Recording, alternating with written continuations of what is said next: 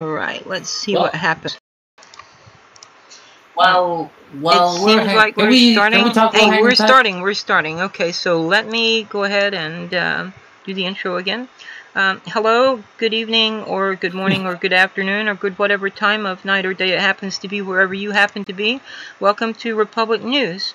I am your hostess, Liviana, and we are doing another stream on Friday as usual. I do apologize for last week. We did not actually get to stream at that time because of the heat wave and my air conditioner deciding to act a fool.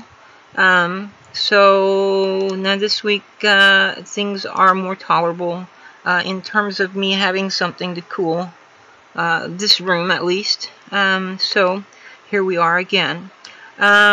So I have two guests with me already. If you guys would like to introduce yourselves, I know that you've already done this, but we did have some kind of strange glitch, and I'm not sure if it were YouTube or OBS or what. I know it was not my connection because I've been connected the whole time, so I don't know what's going on.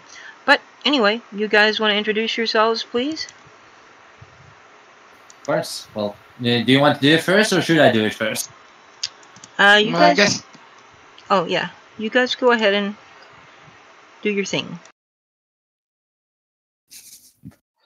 Hi, my name is Ryan. My Twitter handle is Lord Blasting. My YouTube channel is mostly Star Trek Online Let's Plays, and I also run a JFGRP parody account on Twitter. Well, as I mentioned before in other streams, my name is Aerospace. I'm a student of the Universidad Complutense de Madrid, actually studying a history degree. And as far as I know, I'm also a big World War II enthusiast. So if you have any questions related to that or any discussions about the setting, I would love to talk to you and debate about the whole thing. Also, don't bother searching me on Twitter because I don't have Twitter. I mean, simply, I'm sorry, I don't like Twitter. Okay, it's entirely understandable. It's kind of a strange place. So you were telling us about the new Battlefield 5 trailer that you had seen. Would you like to go into that again, please? Oh, well. Battlefield 5 is a new installment created by EA and DICE, setting in World War II. So they're trying to claim, because as a World War II buff, I have several claims to discuss against that. For example, the first off, British soldiers with a katana. Well, it doesn't bother me that he's fucking black. That doesn't bother me. What bothers me is the fact that he has a katana. And so, as far as I know, the Western Front didn't have katanas, as far as I know. And I don't think anyone in their bright minds would run with a sword around in World War II, you know? Wait, is it like a katana or is it like a narrow curved sword, like a saber? I'm not sure. It looked like a katana to me by the handle of it. I'm not perfectly sure, but he has it strapped on his back. Doesn't carry it like it were a saber, you know? Yeah, but usually like katanas are strapped to the side as well. Just think of it as a Fortnite in World War II. That's what they were trying to make it with this fucking trailer. Really? Like they're trying to copy Fortnite, like. Also, I'm trying to think of like some kind of like historic accuracy. Like I'm pretty sure like if they fought in like the Asian front and South Pacific, some Allied troops actually took like katanas as trophies. Yeah, I can get behind that. But the thing is, the setting is the Western Front of Europe. That's the issue of it. European Western Front. Yeah, like maybe I should take a look at the trailer later, but I'm pretty sure like there are like Japan is not the only culture with curved blades, and like a saber can look pretty close to a katana as well. It's best if you take a look at it. Maybe I'm wrong. So So I don't know, but the thing is, I find it strange the concept of having someone running around with a katana, or you know, and I'm like, wouldn't you get fucking shut down by an MP40 from that distance, my dude? I mean, because as far as I know, the Germans are not dumb. You know what I mean? I think at most, like, a more likely term would be like a bayonet on a gun. A rifle bayonet. Yeah, like, I think that'd be more logical. Like, and for other stuff that really bothered me was the thing I mentioned you. The thing of one soldier throwing a grenade in the air and another one firing at it with an MG42 one-handed. And in the result of it, shooting a plane down because he hit a grenade while a fucking plane was flying very low to the ground. I'm sorry, but I know it. They're trying so hard to make it cool. You know what I mean? They're trying so fucking hard that it comes out as I don't know how you even come out. It comes out as really fucking. It comes as awful. You know what I mean? It comes as something out of a fucking Michael Bay movie. It doesn't help that the DICE development team has been changing their declarations over and over, going from authentic to diversity and empowerment. And like, either you do one thing or the other. For example, I wouldn't mind an alternate history steampunkish version of World War II. They could have done that perfectly. I would have been okay with it. But they mishmashed the two things together, and in the end, it comes out as how do you call it? A Frankenstein abomination of a game. And this is a declaration I found from the design director of DICE on his decision to push for female soldiers in Battlefield. Later on I'll find the image and copy it, but this is what he had to say from the design director himself. I knew this was going to be a fight when I pushed for female soldiers in Battlefield. I have a daughter, and I don't want to ever have to answer her question of why can't I make a character that looks like me with because you're a girl. I fundamentally feel to my core this is the right way, and I will find myself on the right side of history. And I think many people will play the game despite their reservations, and maybe learn something about either history or themselves. That is part of the making games art. At that thing I have to say, listen to me first, you talentless hack. To begin with, you don't learn anything about a history by rewriting history. In fact, you're making the same thing that fucking George Orwell from 1984 fucking warned about, which is engaging in revisionism. To play devil's advocate, I should just point out that it is a video game, like not a history book, and and in a way, like if we consider games are art, then should there be any obligation to realism? Oh, I can understand that in that regard, but there's one thing called going full military simulator. I don't mind it. What I do mind though is this whole thing of, for example, if they really wanted to push for female soldiers, why not include the French partisans? Yeah, sorry, go on. I'm gonna go say, like, do you mean like the French partisans had female soldiers?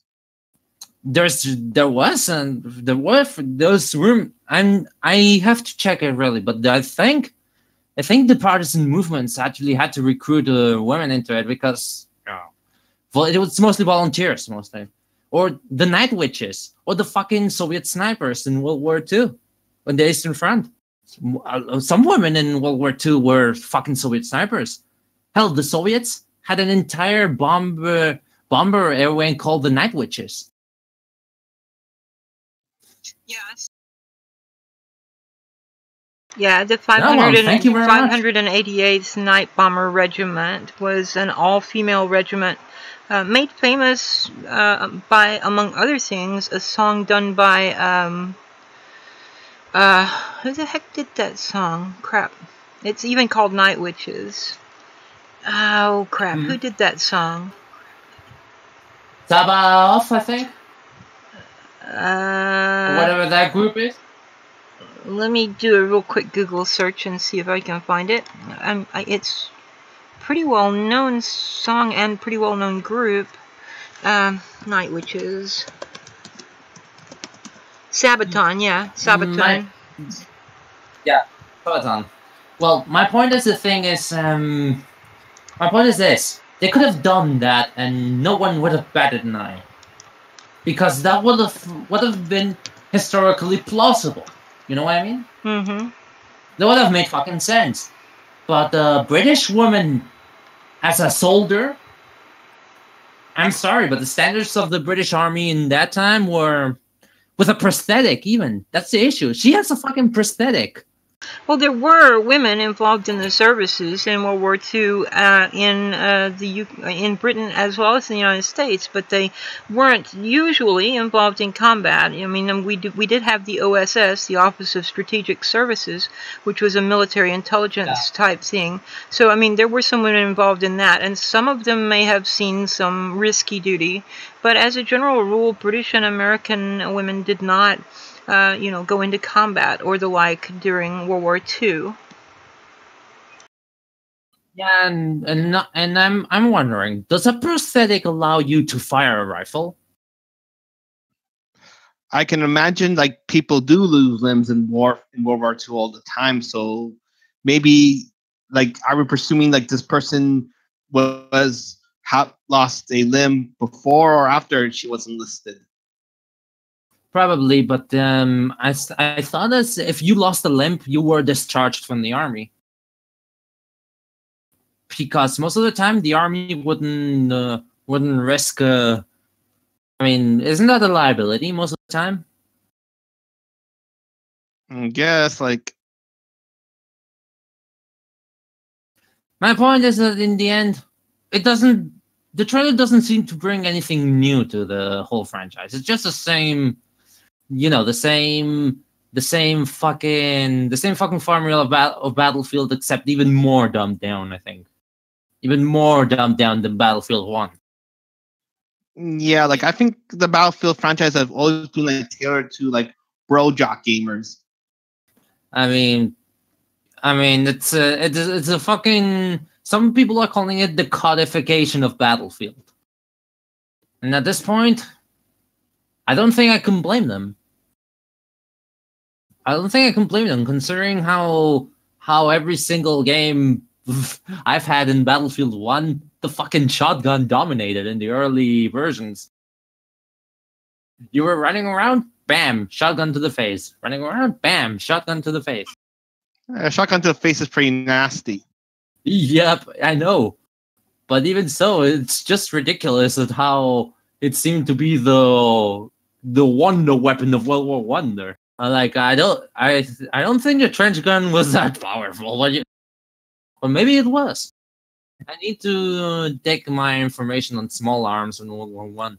I will point out that there were swords used in World War II. A lot of the German officers were still, people who had attended the Bavarian, University of Heidelberg. They used to go up on the mountain there behind Heidelberg Schloss and duel.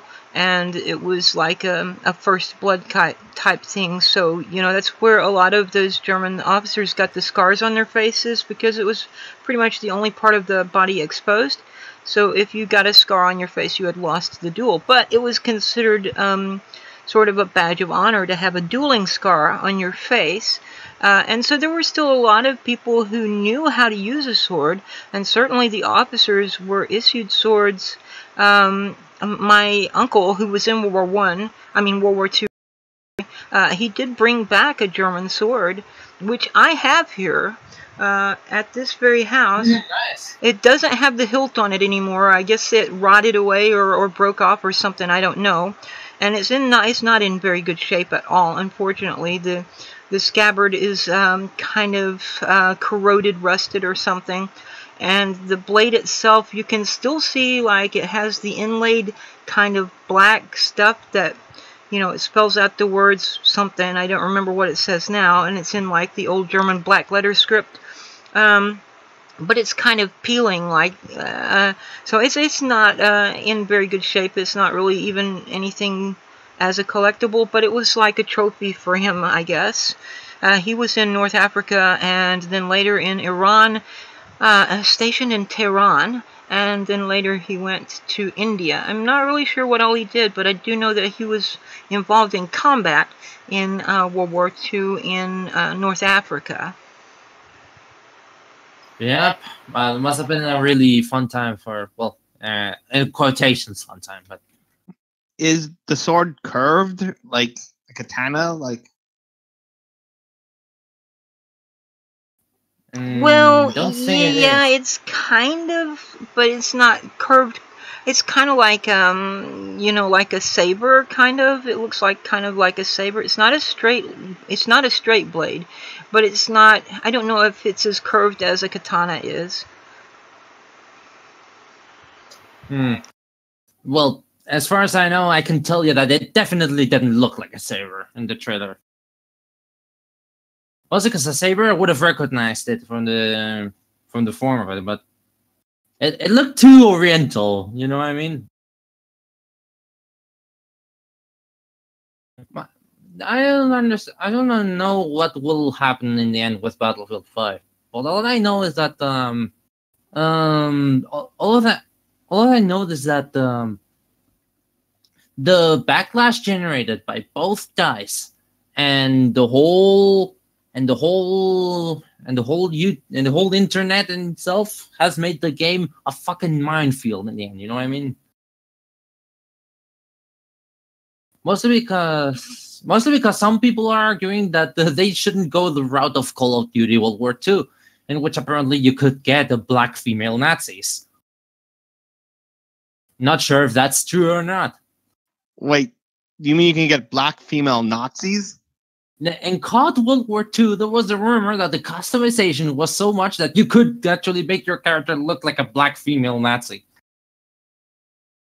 Not sure if it's Yeah, I'm looking at I just decided to Google World War II German swords, and I found something that I'm not sure that this is the same thing, but it says World War II German Army Officer's Sword Lionhead version. So because mine doesn't have a hilt at all, it doesn't have any kind of, grip or pommel or hand guard or even like the cross section that goes between the hilt and the sword blade itself. It's just the scabbard and the blade inside. It has like the tang from the sword, which would have had the hilt over it, I guess. And this looks kind of like what I've got. It's kind of a dark metal, slightly curved scabbard and sword. It has one ring off of a. Here, let me just copy the image and drop it into the text channel here, so you can have a look at it. This is kind of what it looks like. I mean, like I said, apart from it not having a hilt or any of that stuff up there, it looks a lot like this if it will ever finish uploading in here. Goodness gracious, what's wrong? Maybe I'm getting some kind of update or something. I don't know what the hell is going on. It's very annoying. I found like an image of a German officer sword. There you go. I search myself, mind if I post it on the atrium? Can you see this in the text channel? Text channel for voice right above the streaming channel. Oh, 1 second. Yes, I see it. Yeah. Yeah, it looks a lot like that. But like I said, the scabbard is kind of rusty. You can see that it used to be black, but it's got a little bit of rust on it. It's got quite a lot of rust on it, actually. And it's got that little dealy down at the bottom of the scabbard, the kind of, I guess, flange-looking thing. And it's got that, you see the one ring up there at the top that attaches to the, whatever. I guess you would. I don't even know how you would wear that, and you know, I would expect there to be two attachments to put it, you know, to strap it to your you know, to your waist or your belt or whatever. You know, I'm sure it would hang from a chain either way, but still, I've never seen a sword scabbard with just one connection thing. Yeah, see, like the one you posted, it's got two. You see the two rings on yours. You would have a chain going from each one up towards your belt, and it would hang down, you know, kind of not straight down, but kind of lean a little bit towards the back. Whereas this one with just one ring, it looks like it would just hang straight down your leg. You know, I don't think that would be a very comfortable sword to be walking around in, and certainly wouldn't be something you would be... I think it would get in the way, really, to be honest. Truth. Yeah, like, actually, like, you said that it was your grandfather who brought it? My uncle. My uncle. I don't know how he got it. You know, he might have taken it off a German, for all I know. I know he was in the war, and I know he was in North Africa, so he would have been fighting Germans there. So, I mean, it could have been taken from a prisoner. It could have been taken off of a corpse. I have no idea. I mean, it could have just been something that he got from one of the other soldiers that, you know, he traded cigarettes for. I don't know. Yeah, like, I kind of like what I said earlier about, like, people, like, taking, like, certain things from their enemies during war as trophies. Right. Like, swords, like. Yeah, like, that's, like, what it is. That is, like. Yeah, probably. Yeah, it's a battle trophy, basically. But, you know, like I said, I don't know if he himself took it off of a captive or a dead German, or if he got it from someone else somehow or what. But I know that he brought it back from World War II, and I'm not really sure how I wound up with it, because the only thing I really got from him that was, you know, given to me specifically was... it was a hat. It was like an Oleg Cassini hat. And it's a nice hat, you know, but I don't really wear hats. So, I mean, it just kind of sits up on my shelf as a memento of my uncle. He passed away like in 1980, or somewhere, 79, 80, 81, somewhere around there, of cancer. I think I mentioned him before because we were talking about smoking and lung cancer, and I said... you know, oh, for fuck's sake, it tells me that the stream is complete now. I did not stop the stream. I assume I'm still connected, am I not? Yes, you are. I mean... I don't know what the fuck is I still hear you. Yeah, I didn't stop. I did not stop the stream, but according to, YouTube... Well, no, we're live again. I don't know what the fuck is going on, shit. And maybe it's your provider throttling your... No, there's no reason they should be throttling me. I have still, like, over 10 gigs left for the month, and my next cycle starts the day after tomorrow. So, I mean, there's no way I'm going to use up 10 gigs tonight, and even if I did, they would just charge me an overage fee. Yeah, like... Well...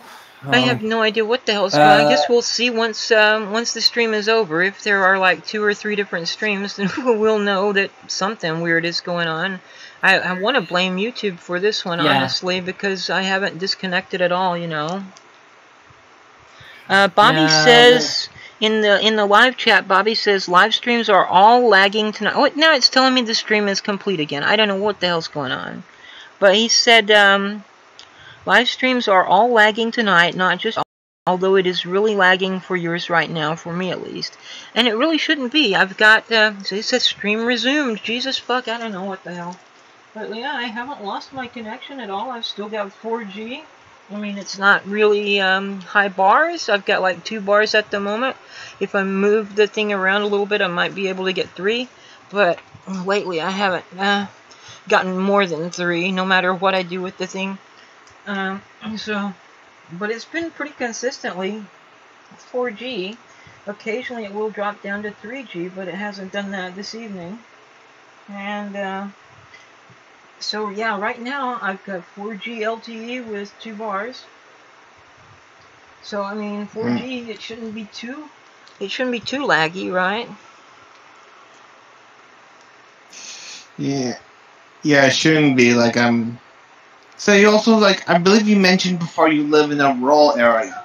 I do, yeah.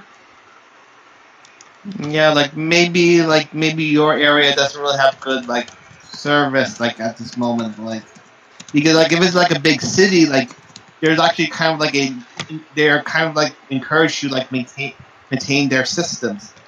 Well, like I said before, I've lived not in the same exact spot, but in the same general area for the past 6 years. And I'm actually even a little bit closer to the tower now than I was before. I've moved since I first got my Wi-Fi from this company, but like, you know, closer to the tower, and there's less likely to interfere in terms of stuff in the way. I can see the tower from the window where I generally keep the Wi-Fi doodad, and from the front porch if I use binoculars. You know, a few years ago I could see it with just my glasses on, but my eyes, you know, I'm not as young as I used to be. But I am planning on having an eye surgery this month, hopefully. So that might do some good. I've had consistent 4G service for the entire 6 years, except for the past, say, 2.5 months now, I guess. And it started at that point in time, which is just shortly after Idjit. I want to call him Idjit instead of Ajit. Idjit Pie did his little shit-eating grin thing there at the FCC that some of us watched live. It was, yeah, just shortly after that this stuff started happening, where I would drop down to 3G or 1G occasionally. Never got 2G for some reason, or sometimes I would just lose connection entirely. And I've complained to them about it, and they told me I'm in a marginal coverage area, and I'm like, no, I'm not. I've had the same, you know, the same shit here for 6 years. I've had no trouble until just recently. Well, I don't know what the hell is going on. So, you know, I started telling them they were fucking with me and I didn't appreciate it. As much money as I'm giving them, they ought to be kissing my ass and stuff like that. And I don't think they liked that very much. So they started fucking with me even more. And they got to the point where I can't even use my Wi-Fi thing at all now. It consistently gives me 4G and it gives me 2 or 3 bars. Sometimes I even get 4 bars on it, and it says LGE. And it even tells me, you know, how much data I have used already in this cycle and how long it is till the next cycle, which it should not be doing if I'm not actually connecting. But it's consistently 4G now, but it does never give me arrow up or arrow down, and it will not allow my computer to connect to the internet through it. So I know they're fucking with me. So what I'm going to do is I'm going to go over to the state capitol this month, and I'm going to take the little doodad with me and see if I'm still not getting any connection there, and if I'm not, then I'll know for certain that they are fucking with me.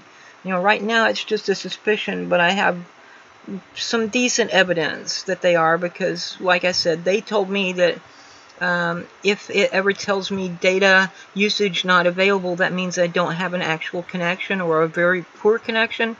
Well, it's telling me exactly how much data I've used and exactly how long it is till the next cycle, so that means I have a good connection.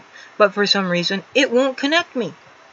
So I'm going to see what happens when I go to the state capitol, and I don't really know what I'm going to do.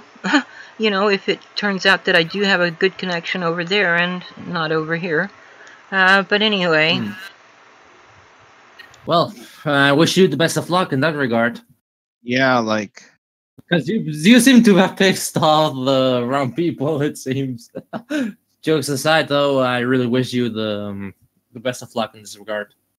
Yeah, thanks. There's not really any other option for me. They came in here a few years back, 6 or 7 years ago, and kind of ran everybody else out of business. The only other options that we have here, to my knowledge, are 2 satellite internet service providers, and I've looked into them, and that would be an even crappier option, because they don't. It's unlimited usage, but only in the middle of the night. So during peak hours, you get 1 gigabyte per day, which would be completely useless to a person who is a gamer and a YouTuber. But like, I think it's from 2 o'clock in the morning till 7 o'clock in the morning, you would have unlimited use. And myself, I'm primarily nocturnal, but yeah, I don't think I could limit my my use of the computer to 1 gig except for like 5 hours a night, because I'm on the computer like all the time, right? So it's not really an option for me to go with satellite. Plus, I remember, and I think I said this last time we were streaming, I remember when I first got one of those little mini dishes, it didn't matter if it was raining, a tornado was coming, we had hail, there was snow, nothing interfered with my signal. And then whenever I moved to a new location, got a new mini dish and set up by the same company, suddenly every time the damn wind blew, I would get, pixelated images on the screen and shit like that. And I've moved again since then too. But anyway, I don't think that satellite internet would be satisfactory, especially for a gamer. And probably not for me if I were trying to live stream. I might be able to do okay with with uploading videos, but streaming would probably not be an option. So, but like up until about 6.5 years ago or so, we still had dial-up here. That was the only thing we could get out here in the wilderness. But if I lived in the county seat, which is about 20 minutes away from here, I could get my landline phone and fiber optic cable high-speed internet from the phone company for under $100 a month. I think it's like $45 or $50 a month for both, which is not bad at all, and it's unlimited. But because I live, just 20 minutes away from there, over the mountains, out in the middle of nowhere, oh, fuck you, you don't get nothing, we're not putting fiber optic cable out there, go suck it, or whatever. Well, this is bullshit. Yep. From what I'm hearing, it seems fucking bullshit. Right? Yeah. Fucking hell, that seems... What the fuck? How can a provider be so ass? Well, I'm not even gonna question it, because in that sense, everything is ass. Yeah, Ajit Pai is an ass. Well, that's America. As someone Also, used to say, whenever anything would go bad, who the fuck was that? I think it was, it might have been Arlo Guthrie in one of, I think it was in Alice's Restaurant Massacre. He was going on and he goes, well, that's America. And it was obviously an expression of frustration to him. But yeah, we definitely are in right now with the neoliberals in both of the two major parties. As far as they're concerned, corporations can do no wrong, and customers and employees and anybody else can just, suck a lemon or whatever. But they're going to give tax breaks and tax incentives and tax credits to corporations. They're going to subsidize corporations. They're going to rule in favor of corporations in various court cases, Supreme Court cases. So now they've got this thing where people can't file a class action lawsuit against a corporation anymore. Which, why? Why not? Why not? Exactly. I don't understand that. If a corporation is a collection of people, why the hell can't another collection of people sue them? I don't know at this point. By the way, I have a question. What was his name? God damn it. Hang on. Give me a moment. Just a moment. Lord Blastington, I have a question for you. You mentioned that fucking Macintosh said something about Total Biscuit, right? Oh, yes, I can... Yes, like, he kind of, like, mocked, like, Total Biscuit's death because apparently he said some abuse because of accusing him of, like, promoting abuse. And, of course, then again, like, actually, like, Lucy, who was, like, another person that is on the Discord server actually like showed me an old tweet where he tweeted about like Osama bin Laden's death, saying that he as much of a bad person he is, he won't take pleasure in someone's death. Kind of really hypocritical here. Yeah, it wasn't just Total Biscuit that he shat on either. He's done it to other people with whom he had ideological differences, even after saying this thing he said about Osama bin Laden. So, I mean, this is, I've never interacted with Jonathan McIntosh, or as we used to call him, Josh, ever in my life, until quite recently when he did this tweet about Total Biscuit, where he was shitting on Total Biscuit's memory, and the only thing I said to him was, "You suck, Josh," and I was almost immediately banned, or blocked rather, so I was like, yay, victory is mine.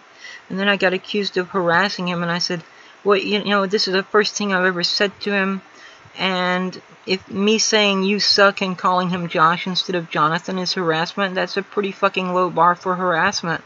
And then I gave them the little nursery rhyme. Oh, I said, but you might be one of those people who thinks that words are violence. And, you know, if so, let me just tell you young people that we in the older generations used to have a nursery rhyme. And I guess you guys have never heard of it, but it went like so. Sticks and stones may break my bones, but words will never hurt me. About the whole thing. When you mentioned that thing, Lord Blastington, you know what? Fuck it. I cannot be asked to be fucking polite with this anymore. I cannot be asked anymore because fucking Jonathan McIntosh, dude. You wanna know? You wanna know a thing? I hope I really hope fucking karma catches up to him one day. I really fucking hope. I really fucking hope at this point that a piano drops on his fucking head. Or maybe he would meet up with the real JFGRP and they'll probably start a relationship. Oh my goodness. The other thing that he did recently was he tweeted out something, and I didn't see it. I had to see an image, a screenshot of it, because like I said, he's got me blocked. But he had tweeted out something about the new... which isn't out yet, but Fallout 76, and he said something along the lines of, how cool would it be if Fallout 76 were without any kind of battle, and everyone just went around building up their community and stuff like that. And then he made some snide comment about how Bethesda would never do that, blah, blah, blah.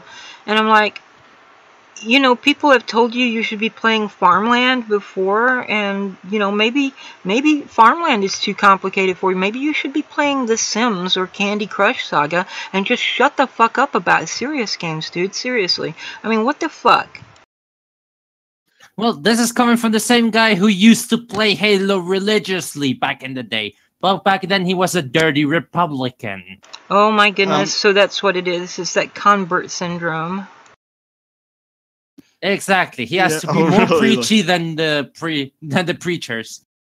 Like, actually, like, I'm thinking about like a Fallout game that doesn't rely on combat. Like, I'm pretty sure the state already or have that is Fallout Shelter, where just basically you just build a you build up a vault and you have people inhabit it. And you maintain it. Like, and even then, there were people attacking your shelter. Oh yeah, like feral ghouls and super mutants. Yeah, like, but it's not like the same combat system like in the other Fallout games, though. But yeah, but the underlying message of Fallout is the same: war never changes. Mm-hmm. To remove it all, to please out of all fucking people, Jonathan fucking McIntosh, it's to remove the core message of the franchise entirely. I mean, there was a lot of talk about how back in the when Star Trek: The Next Generation was still not in reruns, and Gene Roddenberry was still alive, there was some talk about he wanted them to have no conflict. Everything was going to be peaceful, blah, blah, blah.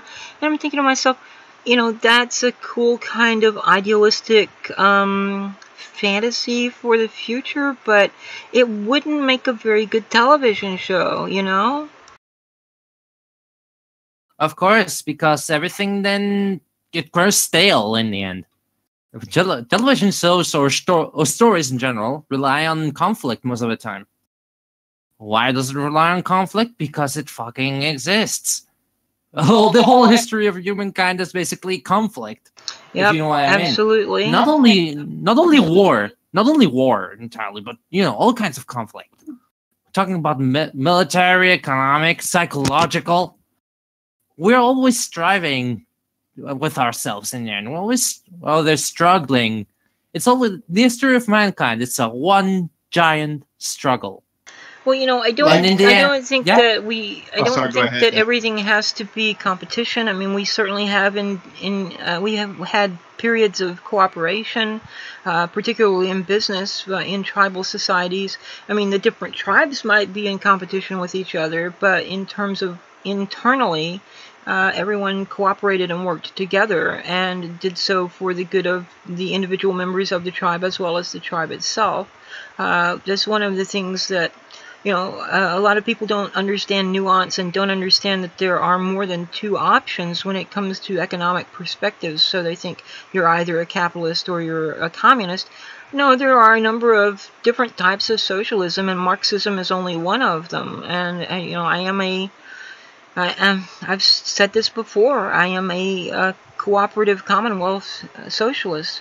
I believe that cooperatives are the best way to do business because then you've got the people who know how the job is done, what can be done and what can't be done, owning and controlling the company. And so you don't have people with a master's in business administration or people that are interested in finance whose only goal is to suck as much money out of the customer as possible as quickly as possible and then sell the company that they've basically ruined to someone else and leave them trying to repair the damage they've done. It's not focused on customer retention or customer satisfaction anymore. It's just how badly can I screw them before I have to get out. Yep. But sorry if I'm interrupting you. Sorry if I'm fucking interrupting you right there. Yeah. But Lord Blastington, let me tell you a thing about a fucking Macintosh. I'm gonna tell you a thing. Who the fuck does he think he is to mock someone's death by cancer out of all things? With that. Yeah, I see. If you actually see the full tweet thread, I kind of showed an example of his blatant retardation. Let me tell you a thing out of this fucking guy. I think this guy is so fucking in love with himself that he loves the smell of his own fucking farts. Yeah, actually, I gotta tell you something in contrast. Are you familiar with a guy named Sean and Jen? Mm-hmm. Well, he's actually incredibly progressive, YouTuber, and last year there was a spot between him and Kraut, and of course but see recently after Total Biscuit's death, he actually tweeted out saying that he's actually unfollowing people who would use the opportunity of Total Biscuit's death as an excuse to grandstand. Fucking basically what Macintosh did. And he also said that there's actually a big difference, and he said he has a feeling that he's going to explain to a lot of his viewers that there's a huge difference between mocking the death of a 100-year-old politician that caused a lot of wars and death. There's a huge difference between that and mocking a 33-year-old YouTuber who died from cancer. Well. Just thinking about it is making me fucking insane. And not only that, it's just wait a moment because there's something here jumping on. While I'm thinking of that, let me tell you a fucking thing. You don't fucking mock a death like that. Because no one fucking deserves that. Not even your worst enemy deserves a death by cancer. Yeah, I gotta tell you, originally, I thought I'm about me mocking Macintosh.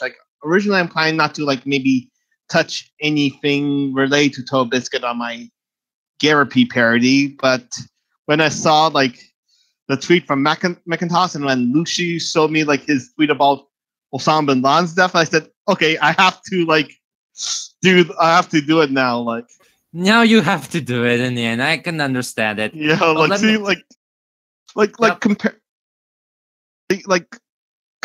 see he did like when Osama bin Laden died, he tweeted out saying, "I'm not going to celebrate a killing of any human being, regardless of how reprehensible they might have been." Yeah, and no, this is the thing that really shocked me. What really shocked me was not only the thing of Macintosh, but the reactions of both Sarkeesian and Movie Bob to Total Biscuit's death.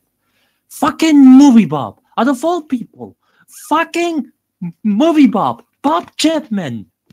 He handled the situation like a fucking gentleman. You wanna know? Did the stars fucking align in this case? Yeah, Movie Bob did. Because- He was very cool about it.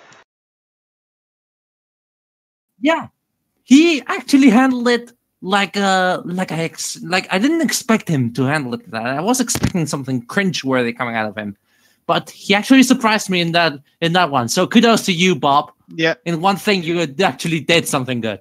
like Well, sorry. I got like see as much as like Movie Bob can come off as insane. Like there's a few occasions that he does have some moments. Like Yep, and this was one of his moments. But let me tell you the other thing: when you fucking make Movie Bob look like the fucking sane individual, you know you fucked it up. yeah, like actually that kind of reminds me like this was actually before I actually heard like Total Biscuit came gone like for the worst, but I kind of like posted a joke image on Twitter where it's basically where it's basically like Total Biscuit and Sargon doing a Dragon Ball Z style fusion, and they become Movie Bob. Yes, because you see, that's kind of like it's supposed to, I guess the intention was kind of like show like how like people with so much power can become corrupted, like because like see, I have like harsh criticisms with both Sargon and Total Biscuit for things they have done the last year, like Mm-hmm. yes, to the point that I kind of like I actually seriously thought that they're becoming like the new Movie Bob. Like when you think about like look, I gotta tell you something with Bob Chipman. Like if you look at some of his older stuff, he seemed like a sane and rational person. But when you go into like when you look at his more recent twists, he seemed like a raving mad lunatic. Like Yeah, a fucking conundrum with that guy. yes, man. like see, and then I will start to see that with like you remember like last year with the Trapped Are Gay at CoxCon, like Yeah. where he threw a tantrum and where Tobas threw a tantrum and it may have got someone banned from CoxCon. Like Yep, that wasn't the best moment of the two of them. I know, and of course I think a few weeks later there was actually this like Sargon, like he actually did say he's a free speech absolutist in defense of that infamous V stream, but then like a few months later when the subject of that stream came up again, he ended up fighting someone over like a bunch of Nazi tweets. Like Fucking course, man. Fucking course. yeah, like see, like I'm beginning like see that's kind of like why I made that image, because like these people seem to be coming like the new Bob Chipman, like people who once seemed like sane and rational people who for some reason, maybe because of fame, become raving mad lunatics. Yep, let me tell you that thing. Well, that's resumed in one single phrase. Rules for thee, but not for me. Yeah. And let me tell you I want to close the thing with Macintosh because two things. One, I'm fucking tired of that guy, and I fucking hope the karma catches up with him. Two, I may have to go soon, but let me close the thing on Macintosh with one phrase that might actually say the best impression I have about that guy. Macintosh, if you're hearing this, you are a sad, strange little man. and I pity you. That's all I have to say about you. That's all I have to fucking say. And I'm fucking done with this subject. I'm fucking done with this subject. I'm fucking done with Macintosh and with all of his fucking bullshit. Well, actually, I want to make a comment saying that when I made that like tweet on Garapy, like it was actually he blocked me a few seconds after, and I don't think Steve Shive's block actually works that fast. Steve Shives, another fucking nut. Well, no. Steve Shives may be okay, but his wife is the one who's a fucking nut. I don't understand what is it with these people and their wives behaving like fucking sociopaths. Well, you know, in early medieval Ireland, there was a legal system which people in English refer to as Brehon law. The main body of the law is called the Shéan Chesmar, which is the great tradition, basically. And among the things that were discussed in Brehon law was satire. Now, satire was very important in Iron Age Ireland and early medieval Ireland because the poets engaged in it quite a bit. But there were rules about satire and when it was and was not okay. So under Brehon law, satire of the dead was regarded as unlawful, and a poet who engaged in satire of the dead could be fined and have to pay the fine, the honor price, basically, of the person whom they were satirizing. And of course, they being dead, it would have to be paid to their family, their Gerfina, the true family, which is the common descendants of a single great-grandfather. But yeah, it was not kosher, so to speak, to engage in satire of the dead. It was against the law. And there's, the triads of Ireland also talk about, let's see if I can remember exact words, 3 rude ones of the world. Oh shit, that's not it. I think that might be, let me see if I can find it real quick here. Rude ones of the world. Triching,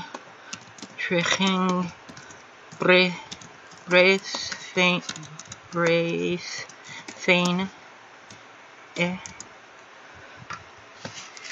Yeah, let's see. Three. Yeah, here we go.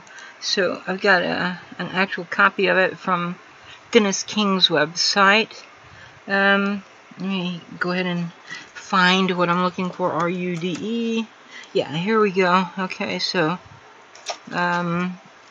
it says, and I'm not going to read the Old Irish to you. I hope this is the one I'm looking for. Yeah, it is. Tribur ben Betha ok contibi Shen, Slán contibi Galarach, Gaith contibi Baith, which means 3 rude ones of the world, 3 rude ones of the world, a youngster mocking an old man, a healthy person mocking an invalid, a wise man mocking a fool.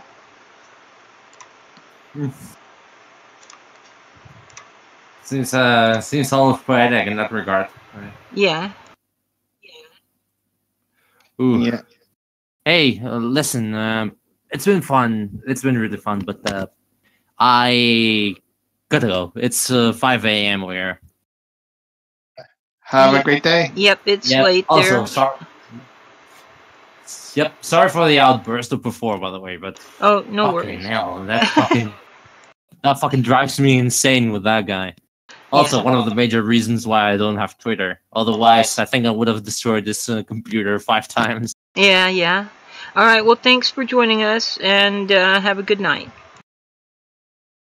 And have a good night to you too. See ya. Have a good night. See ya, man. All right, let me do what now? Sorry, go ahead. Because I actually forgot to ask him since you know World War II I meant to ask him does he know if where troops were transferred between the fronts from Asia to Europe? Because I'm trying to think of like a plausible explanation why you see like a guy with a katana in battlefield. Yeah, I don't know of any troops being sent from the Pacific theater to the European theater, but as I mentioned with my uncle, he went from the European theater, or North Africa, into Iran and then India, which is basically a Pacific theater. And I mean, yeah, towards the end of the war, when it was obvious that the Germans were going to be defeated, and after they were defeated, certainly you had a lot of American troops who were reassigned to the Pacific theater.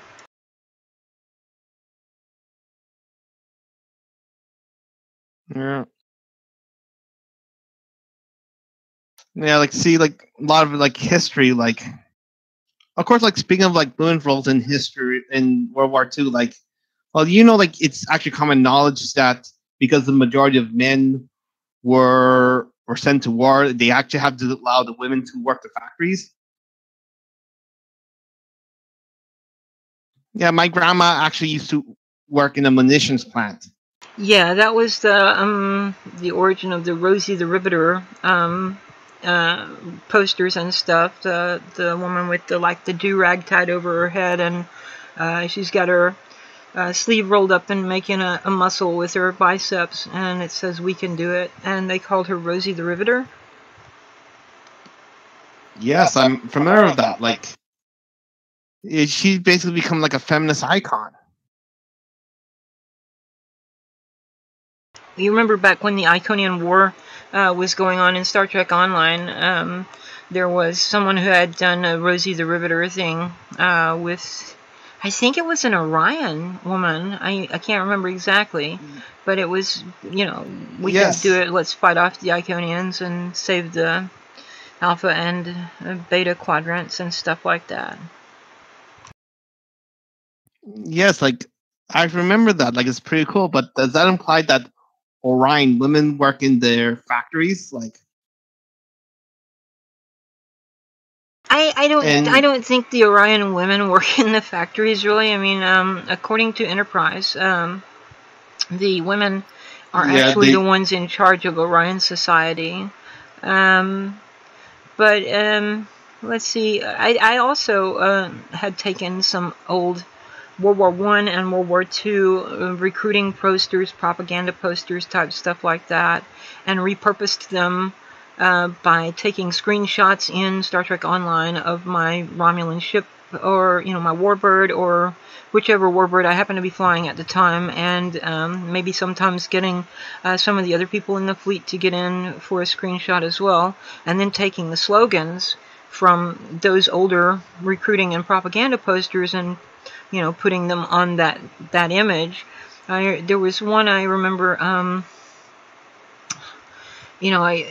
Sometimes I would have to change the wording just slightly, because there was one, I guess, in World War I, which had like a guy sitting with a child on his lap, and it said, "Men of Britain, what will you say when your children ask you, what did you do in the Great War? Enlist today." So I had to change it to people of New Romulus, what will you say when your children ask you what you did in the Iconian War? Stuff like that. Yeah, that's actually very cool. Like, no, actually, like that actually kind of like reminds me. I think like Bill Maher, he had actually a book where he actually adapts old old war propaganda posters into something more modern themed, like if you drive alone, you drive with Bin Laden. Like, basically, it's supposed to like the idea of like it's supposed to like encourage like carpooling because you should use less oil, and that's where Bin Laden got most of his fortune from, oil. I don't remember seeing anything like that, but it's entirely. I was. Well, it's like, I think it was actually pretty old. Like, it was like early 2000s that Bill Maher to release this art book where he made his own like war propaganda posters. Oh, really? It was a Bill Maher thing? Yeah, like I think I saw a book of it. Like it's Bill Maher released a book with parodies of old war propaganda posters.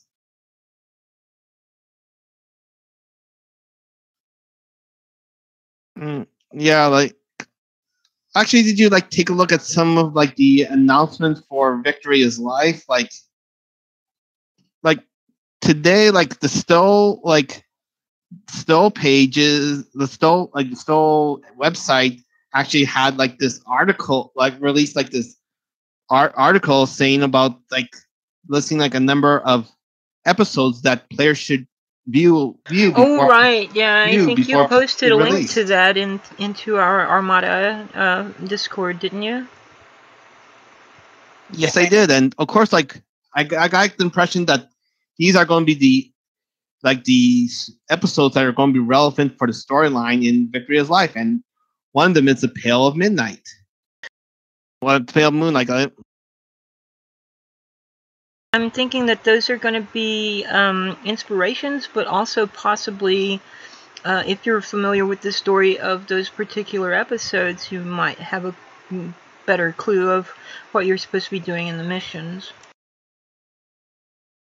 Yes, like, but I'm thinking like a kind of like more like I'm guessing there's more like sort of like a storyline aspect, like maybe like it'll probably like expand on things that were set on those stories. Like, see, like actually, like, which is kind of like an interesting concept. Like, what if, like, what would happen if the Romulans discovered that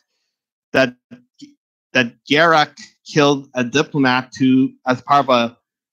as a hoax to make the Romulans go into the Dominion War, and Cisco covered up? Like, how would like the Romulans in post-Dominion War era react to that, and how do they affect relations with the Alliance? Yeah, that could be an interesting twist. Also, the whole it's a fake. Yeah, the meme, like that was a classic meme. Like, yeah. It's a steak. It's a snake. It's. yeah, like, but yeah, very kind of like interesting. Like, I can probably imagine they're going to do a story like that where that whole thing was revealed. I'm guessing they're going to be like an angry mob wanting to like hang Garak over the gates of New Romulus. I don't know. I mean, the New Romulan Republic doesn't seem to be anything near as bellicose as the swaggering milites gloriosi of the Romulan Star Empire, which at times is a bit, I think, exaggerated. I don't think that Romulans would ever go completely pacifist, except for, those who were Serakians. And certainly there have been Serakians among the Romulans since they left Vulcan, actually, because there were Serakians on some of the great ships that left from The Sundering. From Shikon. Yeah, from what's his name? Oh fuck! What's the name of that town where the city on Vulcan? The city on Vulcan where the Vulcan Science Academy was located. Doesn't remember the moment, like. There's a variant of the Reliant class ship that it's a Shikar. Is that it? Shikar?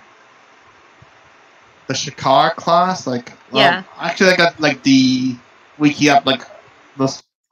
Maybe I'll look it up like quickly, like. That ship, anyway, is named after the city on Vulcan where the Vulcan Science Academy was located, or is located, or whatever. And that is, that's the place from which the great ships left on the journey. or at least some of them, the ones that were led by Satask, because I mean there were two different groups that left I mean there were actually several different groups, but there were two different groups of ships that left. There were those that were the children of Ket Cheleb, who left under the leadership of Tullus, and there were those who left under the leadership of Satask, and then they met up somewhere on the way away from Vulcan and joined together. Yeah, like I'm looking it up right now. It's the Shikar. Shikan. Shikar, like Okay, it's kind of like hard to pronounce, but it's SHIKAHR. Yeah, Shikar.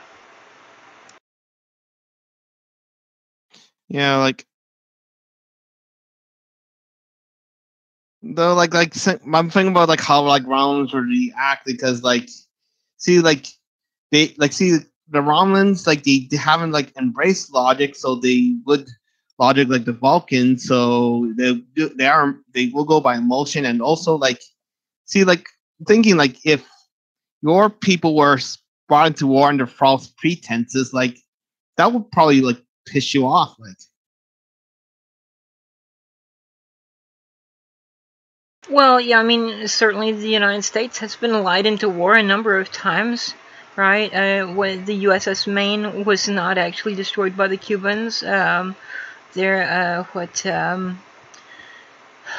I can't even remember all the different things where the intelligence services have concocted evidence of something going on. It was certainly the weapons of mass destruction in Iraq, for example. That one comes to mind rather quickly. And then if you look at in Nazi Germany, the Reichstag fire was probably started by the Nazis themselves, and then they blamed it on the leftists or the communists, and that was an excuse for them to crack down on leftists with arresting them as political prisoners and stuff like that. Yeah, I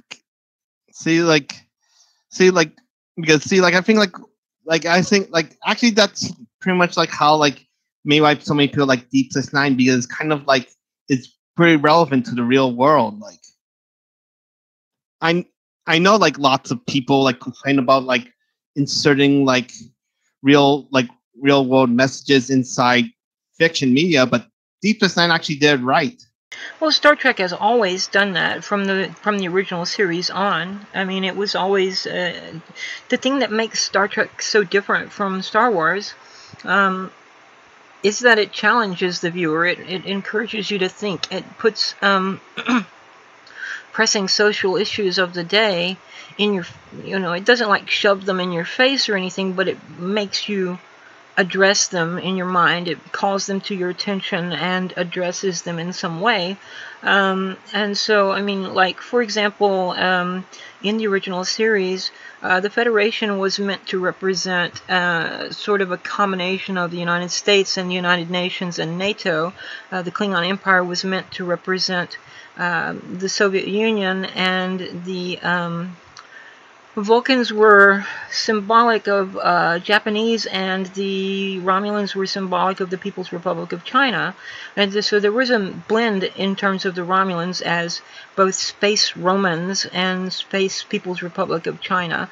That's exactly what they were intended to be. So we get up to Deep Space Nine era, and you've got the Bajorans, who are kind of a combination of the Irish and the people of India, and maybe Jews as well. And you've got the Cardassians, who then would be a combination of the British Empire, oppressing Ireland and colonizing India, and the Nazis with their concentration camps for the Jews. So I mean, that kind of subtle political commentary has always been a part of Star Trek from the very beginning. As far as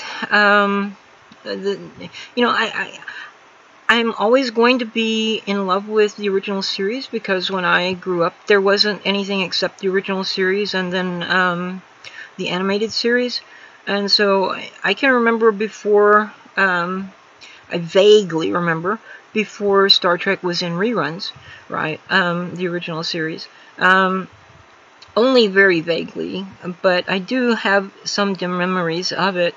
And, you know, it's always been a part of my life for as long as I can remember. Even after the series ended, it was in reruns forever.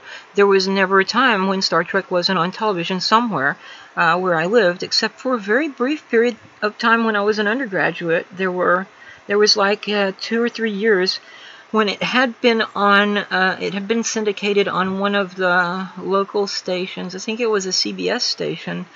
That broadcast in the area where I was in university, and then they stopped for some reason, but fortunately that was like just right, 2 or 3 years later was the debut of The Next Generation. And the first 2 seasons of The Next Generation I thought were pretty bad. The acting wasn't...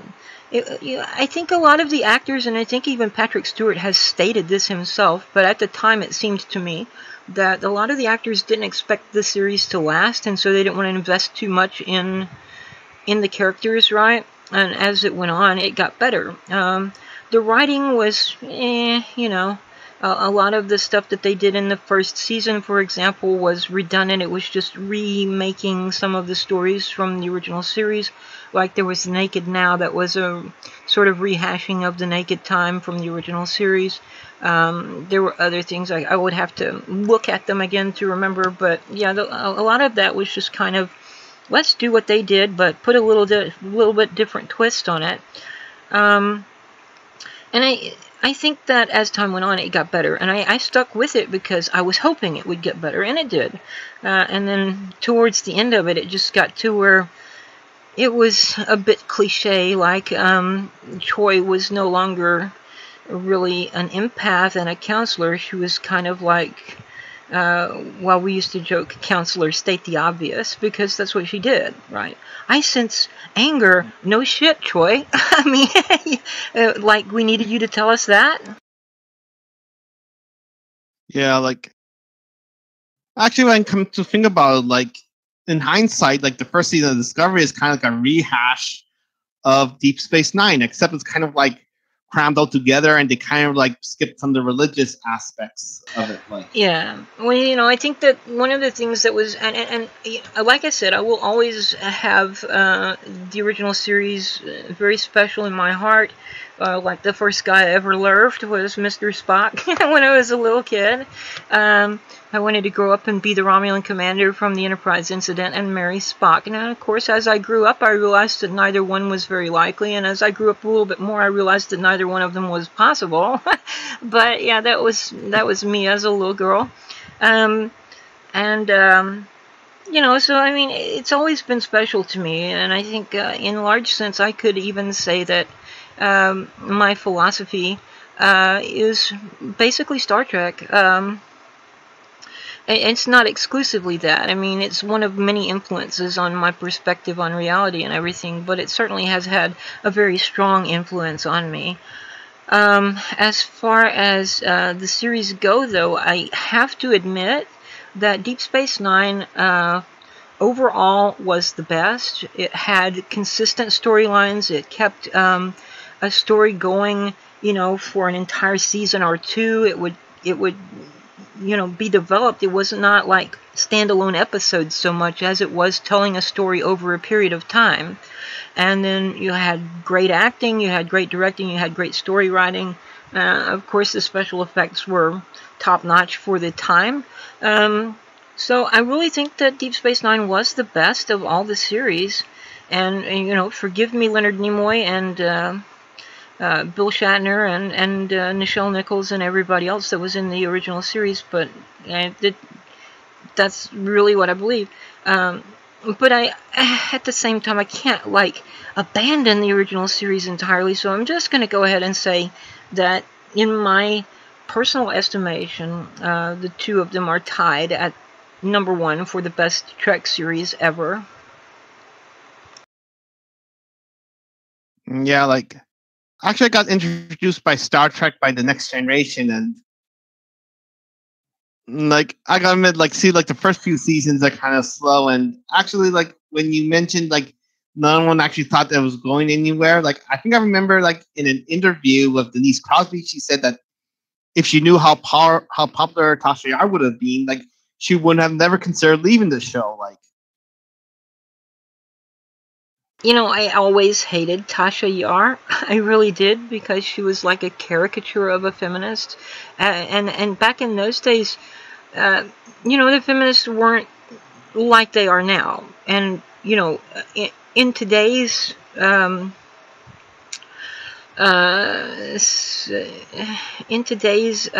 sort of perspectives, I guess, in today's setting, if you will, yeah, it wouldn't have been such an exaggeration or a caricature, because a lot of so-called feminists these days would be perfectly consistent with that portrayal. But at the time, you know, the late 80s and early 90s, well, the late 80s, because she got killed off in the first season, right?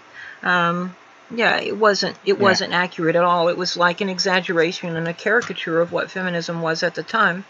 And then, you know, when they brought her back as Sela, oh God, I hated her even more. You know, I was very disappointed with the way the Next Generation treated the Romulans, because, you know, I remember the Romulans from Balance of Terror and the Enterprise incident, and they were the original honorable warriors back when the Klingons were essentially cutthroat pirates mixed with Cossacks.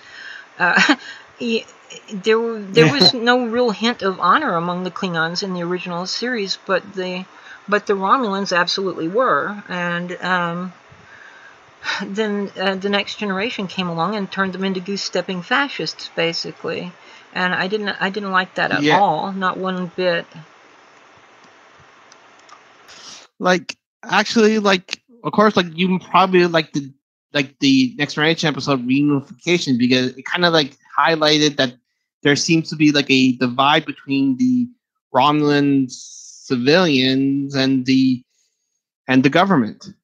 Well, yeah, there certainly was. I mean, that was one of the things that made it obvious that Romulus was not just a planet of hats where everyone is exactly the same. And then you have episodes like, you know, the one episode where Deanna Troi was basically nabbed and altered to appear to be a Romulan and impersonated a Tal Shiar agent. And you got to see that there was some maybe more than rivalry, but certainly some enmity between the Tal Shiar and the regular Romulan Star Navy as well. So I don't think that there was ever kind of a one kind of Romulan.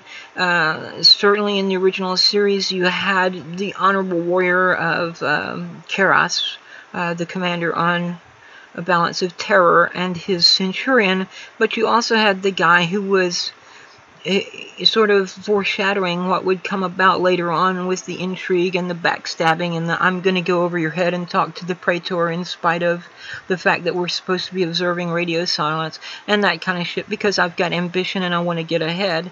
You know, so I mean, there was always more nuance to the Romulans than just we're goose-stepping fascists. So I did appreciate when they did that exposure of the fact that the Tal Shiar and the Romulan Star Navy didn't get along, and the fact that there were dissidents, basically, on Romulus among the civilian population.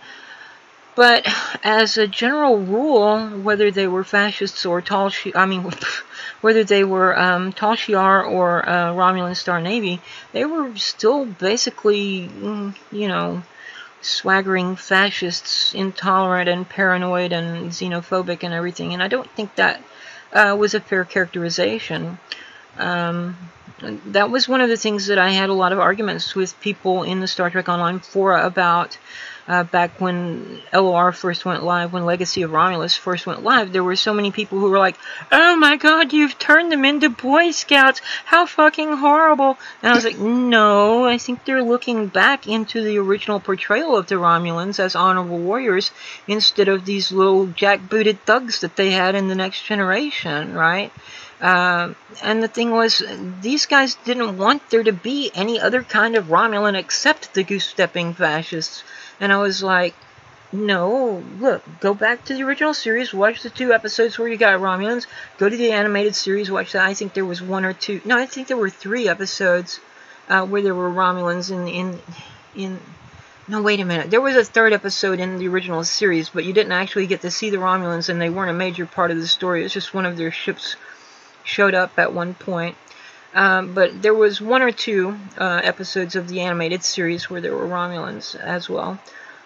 Watch those and see how they portrayed Romulans. Go back and read, Diane Duane's novels from the 80s, where she develops the Romulans into something more complex and nuanced than just a planet of hats. So they had a variety of people with a variety of perspectives and attitudes and so forth. And my big issue was never, you can't have goose-stepping fascists. It was always, you need to have more complexity than just one-dimensional mustache-twirling villains. I mean, good gods, look at Hakeem in Star Trek Online. He's the guy Slanek. What's his name? Slanek, the Riemann guy that betrays you on. Slamek? Yeah, Slamek. I knew from the very first time we encountered him on Craterus that something was off about him. He just seemed so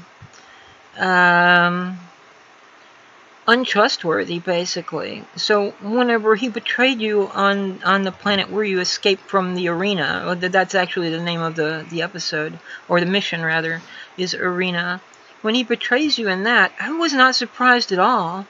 Also, I will point out that as I was being beamed out, I had my weapon out and I was doing everything I could to blow Hakeem away. I was like, well, you may kill me, but I'm going to take your fucking ass with me, dude. And then they beamed me out, and my dad was still alive at the time, and I go, no, send me back, motherfucker, send me back. And he's looking at me like, what the hell's the matter with you? Actually, I think people know that Slamek is untrustworthy because the Arena, that mission was actually released long before Legacy of Romulus, so they actually know he betrays you. And of course, with Legacy of Romulus, they kind of have 2 contradictions with his with Slamek's motivations. When you go into on the mission of Craterus, he does seem like someone who is a Tall CR collaborator who was going to backstab you. But then again, when you go on to Installation 18, it kind of shows that he was kind of he was kind of brainwashed with some indoctrination machine. So kind of thought that was kind of contradictory about so which was it? Was he always a collaborator, or was he brainwashed after he was captured on Craterus? It could have been a little bit. It could have been a little bit of both. He could have already been inclined to support the Tal Shiar, and once they got hold of him, they went ahead and fucked with him a little bit to make sure that he was loyal. Yeah, see, kind of yes, that's what kind of thing I don't get. It kind of thinks maybe each story mission, they kind of have the different person writing it, kind of the complaint about with the current Star Wars sequel trilogy, there seems to be a little collaboration between the people who are making it. Yeah, I mean, that was one of the issues with so many of the Trek series, that they had different writers for almost every episode, so the continuity was challenging to maintain. There was inconsistency from one episode to the next, and you never really had a consistent story until Deep Space Nine, and then that was very, very, very well done. It was extremely consistent, and that was one of the things. Another thing that I liked about Deep Space Nine was the way they explored these different cultures. We had this whole Bajoran thing where we got to learn about their culture quite a lot. There was a bit of exploration of Cardassian culture, not as much, obviously, as there was for Bajoran. And surprisingly, there was quite a bit of examination of Ferengi culture. I think the Ferengi were more, their culture was more explored than the Cardassians even, which is why I've said for quite a while that the next faction or half faction or fraction or whatever you want to call it should not have been a Dominion faction. It should have been a Ferengi faction, because we have a lot more to work with them. I say we, but I mean the people at ARC have quite a bit more hard cannon material to work with in terms of building up a Ferengi faction or whatever, and it would be something a little different, something that a lot of players have called for a long time. There have been players who have asked for a mercenary faction. There have been players who've asked for a faction of traders, and who does trade better than or more than the Ferengi, right? So, I mean, that would have been a perfect opportunity for them, with so much material available about Ferengi culture and so many players wanting a faction that's not just dedicated to, military and loyalty and stuff. You could have had mercenaries, which, they're soldiers for hire, but they're not necessarily loyal to anyone except whoever can pay them. Or you've got the Ferengi, who are intergalactic traders who engage in all kinds of, the original appearance of the Ferengi, where the Enterprise D met the Takan Empire portal guy. They referred to them as Yankee traders. They were like the worst of the worst capitalists, right? Yeah, I think actually early on in production of the Next Generation, there were plans to make the Ferengi the major bad guys, but they then abandoned it and went with the Borg instead.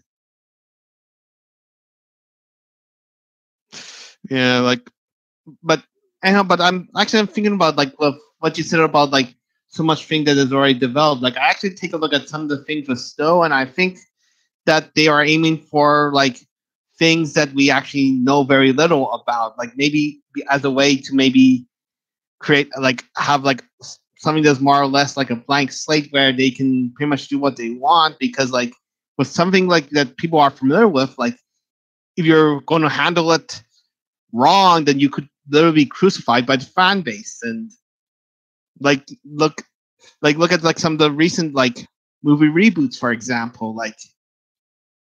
So maybe the Stowe dev team are trying to aim for something that they can kind of see they could probably add more than take away. With the story arc with the Sinkefi, for example, we only heard some Sinkefi in a passing mention and not know anything about them.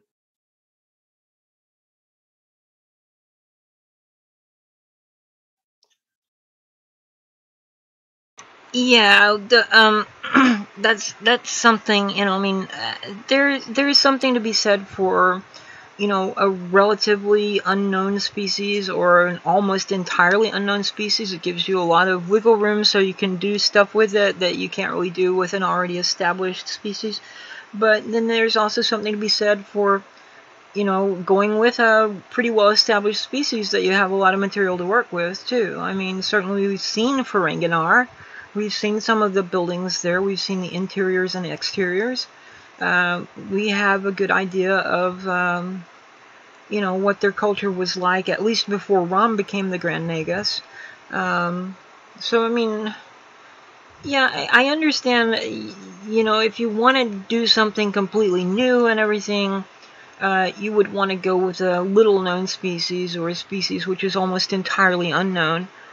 But then again, I also understand the appeal of, going with something that is established and that you have a lot to work with, especially in terms of like ships. One of the things that the devs seem to be rather lazy about is ship design. So many of those things you don't even get an interior with, right? Or at most you get a kind of a unique bridge. And nothing else. And so, I mean, like the Scimitar, for example, they did give us an interior in the episode in Delta Rising, where you go on board the lay set and you explore the interior of the ship. So, I mean, why didn't they introduce that as, a new interior? Well, interiors don't sell well. I've bought so many interiors, and I may be unique or rare or whatever, but I've got a lot of interiors, both Fed and KDF allied KDF interiors. So I mean, I would like some kind of variation for Romulans. We've only got the one interior. It's a standard interior, and it all looks the same regardless of what ship you're on. But the one on the Hawaii set, although it was basically the same, it had a few extra rooms, right? But generally it was the same, except there was a slight variation in the color scheme, and even that would have been, some kind of welcome variation, to have. Why can't they give us the interior of the Mamenda, which was the command ship of Liviana Tcharvanek, or Dion Tcharvon, the Romulan commander from the Enterprise incident? We got to see quite a bit of the interior of that ship, so why can't we have that, right? And for that matter, why don't we have a T6 Hen or V11 Stormbird, which is playable for Romulan characters? They've given us the T6 Talise and the T6 Constitution and a T6 D7. So, I mean, the only thing they would really have to do to give us a T6 Hen would be to stick the Raptor decal basically on the bottom of a D7 and give us the interior from the Enterprise incident. Yeah, actually, I think maybe that's one of the reasons why they are now allowing most in-game viable ships to be playable from for Romulan factions they allied with. If you have a KDF allied Romulan character, you can just simply maybe get the Fleet Tier 5 Katinga upgraded and use that. Yeah, I mean, certainly you could do a T5U. Are they gonna? I saw somewhere they were gonna start letting us use T5 ships from our allies. Did I dream that, or? Yes, that's what they're planning to do with the launch of Victory is Life. The plans are they're going to allow Tier 5 and Tier 6 be played by Romulan allies. However, there are a few select exceptions. Usually it's the faction exclusive lockbox ships for one thing, and other faction exclusive reward ships. Yeah, that's understandable.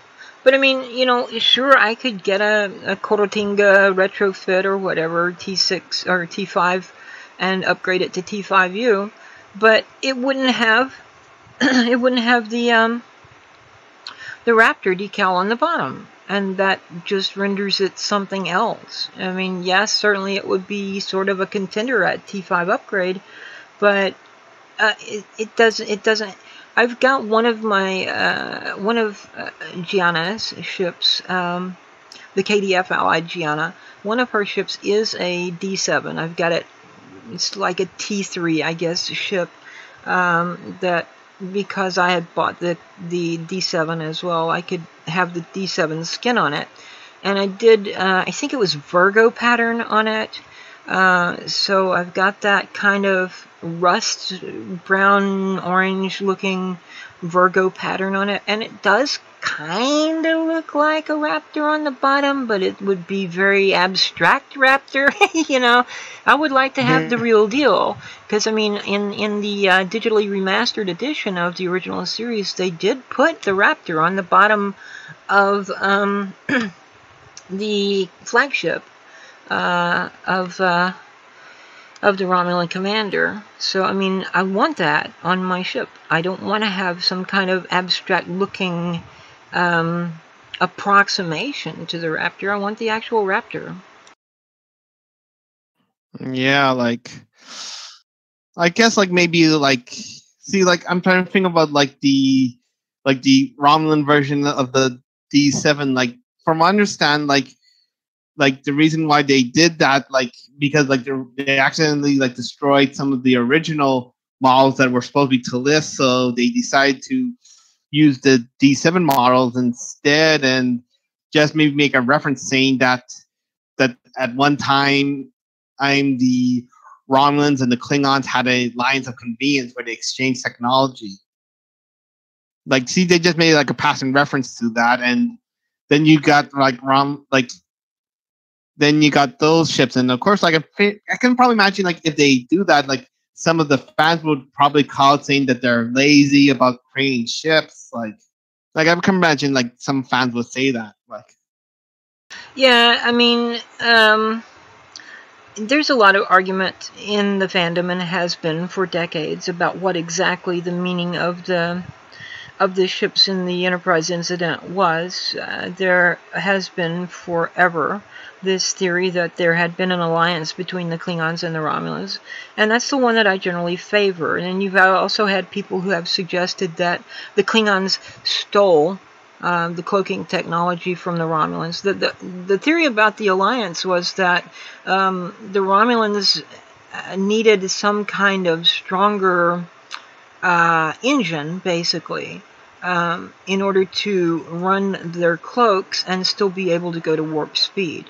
And so when they got this alliance with the Klingons, part of what they got out of that was several D7s, which they then just basically took apart and then based a new design on them, which is why a lot of the fans say that those ships in the Enterprise incident were not actually D7s, they were B-11 Stormbirds, which was a Romulan design based on the Klingon design. And, you know, Spock doesn't say the Romulans are using Klingon ships. He says Starfleet intelligence reports Romulans now using Klingon design. So, you know, there's never really any explanation of it in hard canon, and I've looked, obviously. But you know, there are some people who say that the Romulans captured some Klingon ships, and the Klingons stole cloaking technology, and there are several other less likely suggestions about how the Romulans were flying those ships in the Enterprise incident, and how the Klingons got cloaking technology. But yeah, I'm inclined to agree with what you said about there having been an alliance between the two. That's something that I remember hearing back in the 70s even, so that's a relatively old theory.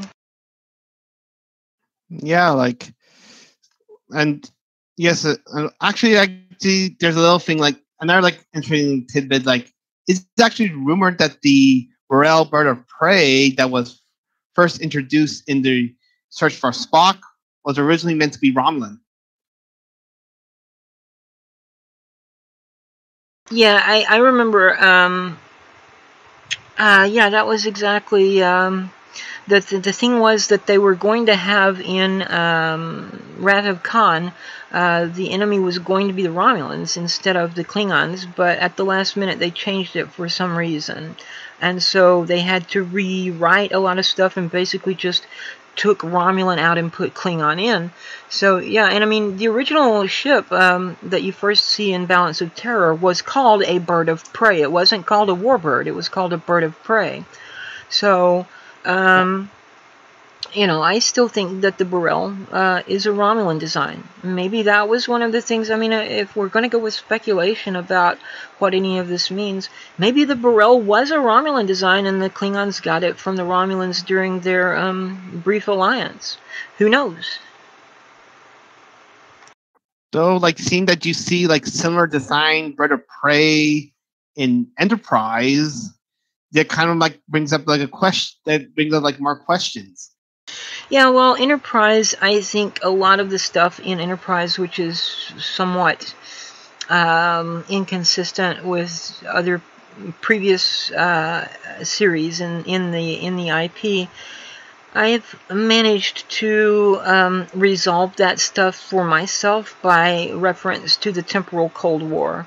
I mean, for example, you've got those Tavaror ships in Enterprise, which have the more modern-looking hull material, that kind of greenish stuff that you saw in The Next Generation and Deep Space Nine, the Romulans were using, rather than the kind of whitish gray that they were using in the original series. And certainly they were able to cloak and move at better than impulse speed in Enterprise as well, which is like not possible with the Talise or the Bird of Prey in Balance of Terror in the original series. So what I said was, well, you know, the Taldion, which is military intelligence, Romulan military intelligence, among other things. The Taldion in the original reference from which the idea comes, which is the Last Unicorn Star Trek role-playing game. The Taldion was military intelligence, military internal affairs, and they had a scientific wing or scientific branch or something like scientific arm. I forget exactly how they put it. But my theory then was that the Taldion had sent a couple of Tavaror back into that time period for some reason. And they were actually from sometime in the future, like after TOS, maybe after The Next Generation, maybe even as late as 2409, which is what I wound up saying for our fleet storyline, that they were actually some of our ships that went back in time. And it was one of the ways we explained how one of our fleet members had a character that she was tired of playing and she wanted to get rid of the character. So we had the story that she had been one of the people involved in this mission to the past to do something, and part of the something was to get rid of the Tavarro, which had been left there accidentally by a previous mission to the past, so that it wouldn't contaminate the timeline any further. And in the process of getting rid of it, she was killed. So that was the explanation for how Telrina was killed, and why she's no longer in the fleet. And now, the person who plays that character does have characters still in the fleet. One of them is the Vice Chancellor of our Academy fleet, at least on the Klingon Allied side.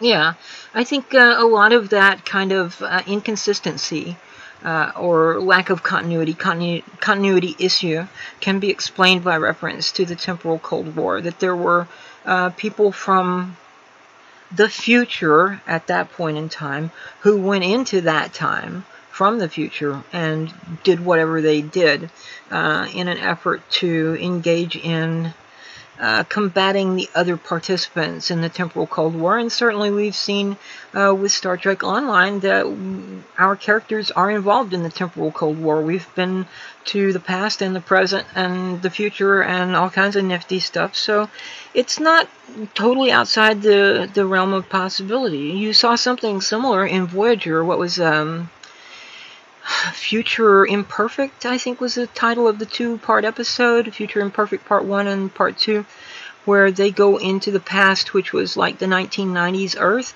and they encounter, Ed Begley Jr., who has a ship from the future that he has somehow come into possession of and has been releasing advanced technology as he manages to, tear it apart and figure out how it works and stuff like that. And that because of that, the timeline had been altered so that there was no, what do they call it, World War III at the end of the 20th century had been averted because of this introduction of new technology, and it had altered the timeline. So yeah, but then you've got this issue of how do you still explain the existence of Khan, right? How did Space Seed happen? Or has that been wiped from history now? Did it never actually happen? There's a lot of weird shit in Star Trek about time travel, like Tasha Yar is dead, right? So how does she have a daughter? How does she get captured by a Romulan and have a daughter from a totally different timeline who then makes it into our timeline? And they did eventually address that with, what was the name of that? Yesterday's Enterprise? No. In Star Trek Online, the one where you go to the system that's just like a hop, skip, and a jump from New Romulus system, and you find Tasha. I mean, not Tasha, but Sela is hiding out there, and you chase her and take her to this planet where this kind of temporal shockwaves has been coming from the planet, and you have to go into that and find, you know, Admiral Tenay is there, kind of an alternate timeline, Admiral Tenay, and you find out what happened to the Sela that was the mother of, I mean, to the Tasha that was the mother of Sela. You know, she died on this planet, right? So, I mean, that's kind of answered, but it doesn't really resolve the sort of, I don't want to say temporal paradox, because that word already, that phrase already means something else, but there is something about it that's just not, you know, it doesn't, it kind of fucks with logic, really. Like, see, like, when, actually, like, when you look at some of the temporal mechanics in, like, Star Trek, there's some things that are contradictory to each other, like, because, see, like, it's, like, you know, like, you heard about, like, the grandfather paradox, which talks about, like, you go back in time and you do something that contradicts you traveling back into time in the first place, like, right, if you killed your own grandfather, then you wouldn't have been born in the first place. So how does that work out, and how does it resolve it? So I did do a discussion about timelines in our forum, our Fleet Forum site, a while back, and let's see, I thought I had it open, but I guess I don't. Let me see if I can get that open. I would like to. It's not very long, and I was gonna, like, kind of repeat what I had written there about temporal mechanics. It's kind of, I think it's kind of interesting. I mean, not to toot my own horn, but you know, because I did write it myself. But yeah, here it is under but basically lore. So it's the lore forum in our forum site. Where the fuck did I put that? It's oh yes, Temporal Mechanics is the title of the thread. If I can get it to open here. Yeah, there we go. Okay, so actually, I was about to bring up, like, there was, like, a possible explanation is, like, the multiverse, which is already confirmed repeatedly in Star Trek. However, like, in some case, yeah, but when you think about it, like, if the multiverse theory is correct, that when you change something in the past, you just create a new timeline, and the original timeline you came from still exists as nothing happens, then would that actually diminish the need for a temporal prime directive?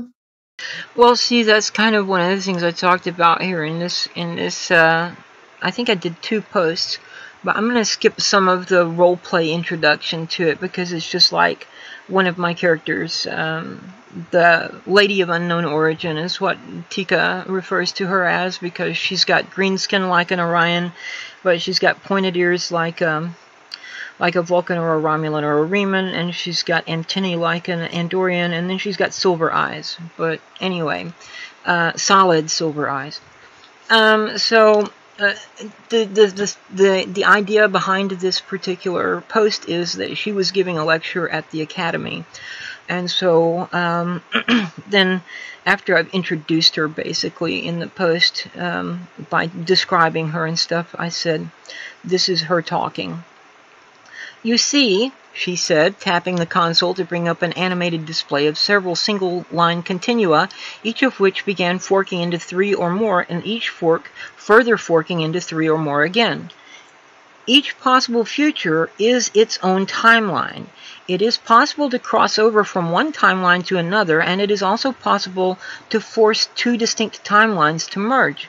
In order to accomplish the latter, one must alter the events of one to make them match the other. That destroys an entire timeline and forces it into compliance with another. That also wreaks havoc on the fabric of the multiverse and must be prevented. Ultimately, unfortunately, certain zealots cannot wrap their heads around the damage they do by meddling in such a manner, so we stop them before they can cause more than an allowable percentage of change. Each single line should at least trifurcate, and at least trifurcate again and again and again and so on. When we see instead a bifurcation, we know something has been tampered with and must be repaired. It is easier to discern like this. Again, she tapped the console and a simpler diagram came up on the view screen. You can see at the point labeled 1 that the timeline splits into 3 separate lines labeled A, B, and C. If we follow line B to point 2, we find another trifurcation into separate timelines labeled D, E, and F. Following line E, we come to point 3 and see yet another trifurcation whose separate lines are not labeled here, but which would be G, H, and I. Each separate line on this diagram represents a distinct and valid timeline. Alterations to any given timeline may happen, which will produce yet another forking, with the original timeline continuing along unaltered, but with at least 2 additional timelines splitting off from it. Thus, the original path remains relatively intact, and such alterations are therefore viewed as minor and are usually not corrected, since no need exists for such action. However, where we see a bifurcation, we know that an entire timeline has been erased and merged with one or of the other 2, which split off from the same single timeline previously. When this happens, we have to go back in time to the point before that split occurred and prevent whatever caused the elimination of one of the 3 timelines. The future is always changing, in part due to our own individual and collective choices based on our free wills, but also in part due to agents from the future coming back in time attempting to change things. When such a change does not respect free will is when we must take action, even when it leaves all possible timelines more or less intact. There are agents from the future with political agendas who would leave timelines in existence but make changes to them based on what we might call nationalistic desires, such as favoring one sovereign power over others, and or taking steps to nudge sovereign powers into unions with other sovereign powers against the political free will of one or more sovereign powers. In these cases, we do not intervene unless they be changes in our own timeline. Then we address those agents with all necessary force to preserve our own timeline's future, as we have seen it unfold in our own journeys through time. Crinum technology, and she held up her left hand indicating the attachment, which still looked like something a Borg might be fitted with, in spite of her apparent verbal indication that the device was of Crinum make. Crinum technology has been of great assistance in these efforts, allowing us to travel into altered futures of our own timeline while retaining memories of the future we have already experienced. Then upon returning to our own time, we are aware that something has been changed and are able to track down the point at which such a change was made and take the necessary steps to correct the course of events. Now, actual alternate timelines are much less symmetrical than this diagram in actuality, but that's not the point. You see here that each timeline trifurcates or splits into 3. This would be an acceptable, although improbable, timeline map. It is improbable because of the symmetry, for these timelines all split at the same point and always split into 3 and only 3. In actual temporal mechanics, the forking happens at different points on different lines and may fork into 3, 4, 5, 6, or any larger number, but never less than 3 at any one point of forking. Why, you ask? Because there are always at least 3 answers to any question. It's fine if the line splits into 4 or 5 or 307, but it must split into at least 3. When it splits into only 2, we know that someone has changed something to the detriment of the entire multiverse with its many different timelines, and we must go find out what and set it right. These are among the responsibilities of the Temporal Intelligence Division of the Military Intelligence Wing of the Taldeon. And so that was the end of her first lecture, and then there was another one she gave later on. That was just talking about seeing the gateway system episode on Star Trek: The Original Series, where they go into the past and they meet Joan Crawford. Yeah, I think Joan Crawford is a character in that. It's the episode called what's the name of that episode? City on the Edge of Forever. Yeah, that's it. City on the Edge of Forever. So I talked about that a little bit also, and kind of tied it back into what I had said previously about alternate timelines. I think that this particular post is visible to anyone, including people who are not members of the site or the fleet, or any of the fleets or the Armada. So I can add that to the video description and let people take a look at it later if they want. I mean, I did read the first post in that thread in its entirety, but there's a little more. Yeah, sorry, go ahead. I'm about to say, that's a lot of technobabble. It's...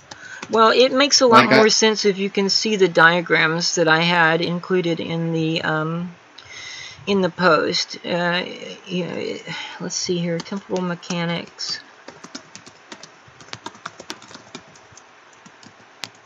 I'm going to just add that into the video description in case anyone wants to take a look at it. And let's see, I think Union Aerospace was talking about that the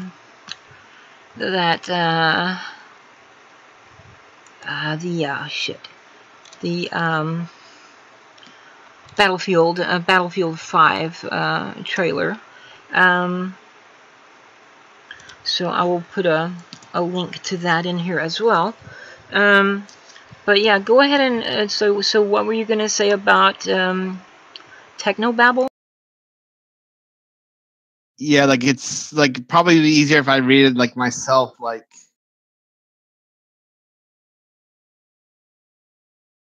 Apparently it's kind of like a multiverse, but with specific rules.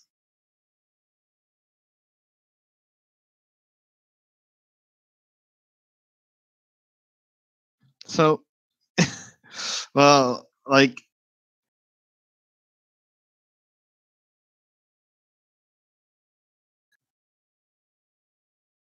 actually, maybe I'll bring it up about the fleet, but some of the fleet products, especially in the colony and the starbase, they haven't add any progression fleet projects, just the turn the level up fleet products down to specific lines in our fleet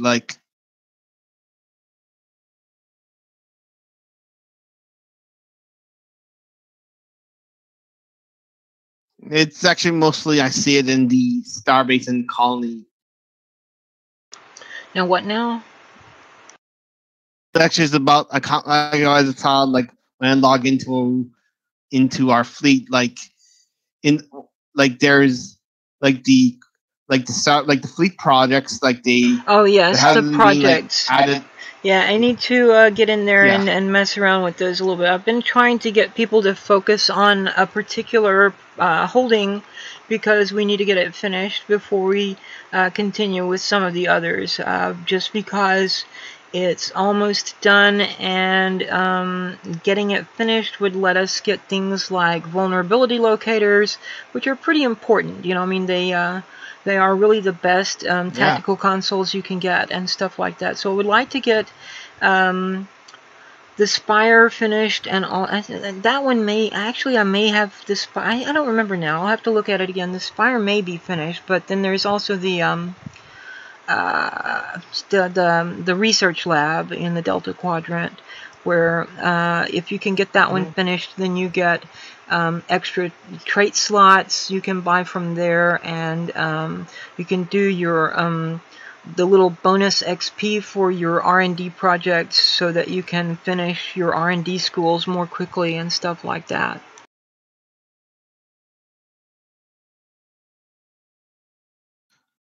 Oh, like actually, I see what you're going at. Like you want to like encourage people to invest more resources in a specific thing than instead of like spreading it all out. Right. Well, I mean, for example, we finished our dilithium mine, first of all, in both of the two main fleets, and the reason for that is really quite simple. When you have your dilithium mine at T3 and completed, then you get a dilithium discount on the cost of all your other fleet holding projects, and you get a dilithium discount in all the shops where you buy stuff with dilithium. So, I mean, that's very helpful to the players, and you know, you don't have to come up with you don't have to waste as much time grinding for dilithium, basically, or selling Zen to get dilithium. You can, because you don't need as much, basically. I know that. See, it does give you like a discount for all fleet projects, and also gives you like another like daily to farm dilithium if you choose to. Yeah, right. There's that one daily mission you can do at the dilithium mine holding itself, which is the one where you go down into the cave, which is kind of cool. You know, I mean, it's just a little weird because so often you go there and there's nobody else at all there. You're the only person online in the fleet at the moment, and nobody else is there. And even if they are online, they're off doing something else. I used to run into some of our fellow fleet members there in our fleet dilithium mine, especially in the Klingon Allied main fleet, but it's kind of weird, you know, just to be down there all by yourself. It's kind of creepy, you know. It's got that atmosphere to it, right? Like, I guess, you can liven it up if you completed, like, that project where it adds horta crawling around the area. Like, you can use that, give an illusion of being lively.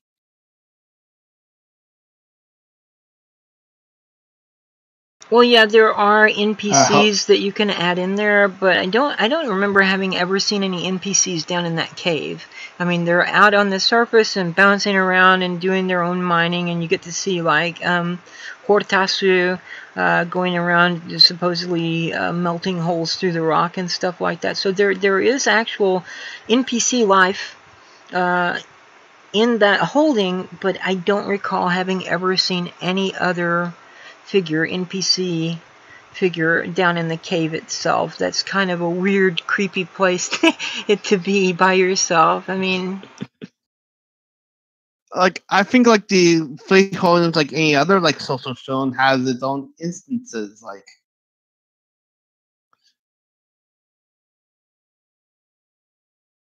yeah, but each fleet has its own instance. Like if you go to your fleet starbase, anybody else that's in your fleet starbase is in the same instance. So it's not like every fleet has its own instance, basically, of any given holding. So, like, we used to have meetings in the starbase. We would go in the Klingon Allied main fleet into the bar room there, where the fireplace is and stuff, and sit around there in front of the fireplace and talk and do our business. And then after we added a Federation Allied fleet, we started having to do them on someone's ship in like 10 forward or the club or whatever area, mess hall in the Klingon ships and club in the Romulan ships, and 10 forward in Federation ships. But yeah, we started doing them there because we could still have them in game that way and have everyone sit around there and do the business meetings. Then we had we used to do interviews, in-person interviews in-game with people who had applied, and we would do them around the conference table there in the Klingon Allied main fleet. And then, you know, like, once we got the Fed fleet, we started doing them once we had the Fed fleet and both of the two main fleets embassies completed, which we call headquarters, because, you know, we're Romulans. We don't need an embassy on New Romulus because it's our own planet, so it's our headquarters building. Once we got those completed with, you know, the the memorial thing of the sort of the Raptor star, which looks really cool, and the fireplace and the painting or whatever that hangs over the fireplace. That's a view of the New Romulus surface and all that stuff. It looks really nice in there. So we started doing our interviews around that table in the what they call the diplomatic facilities of the embassy. We have always called it the sanctuary room because we regard the thing of the sort of the Raptor star as a sanctuary sort of thing. But certainly there is a bar there, and there are people in Romulan Senate robes and people of whichever faction alliance you happen to be involved with roaming around in there. But there's down at the other end, there are those 4 very large chairs with, you know, the fireplace right next to them and the painting overhead, which is kind of cool looking, I think. So we did those there a lot after we got the embassy or the headquarters both completed.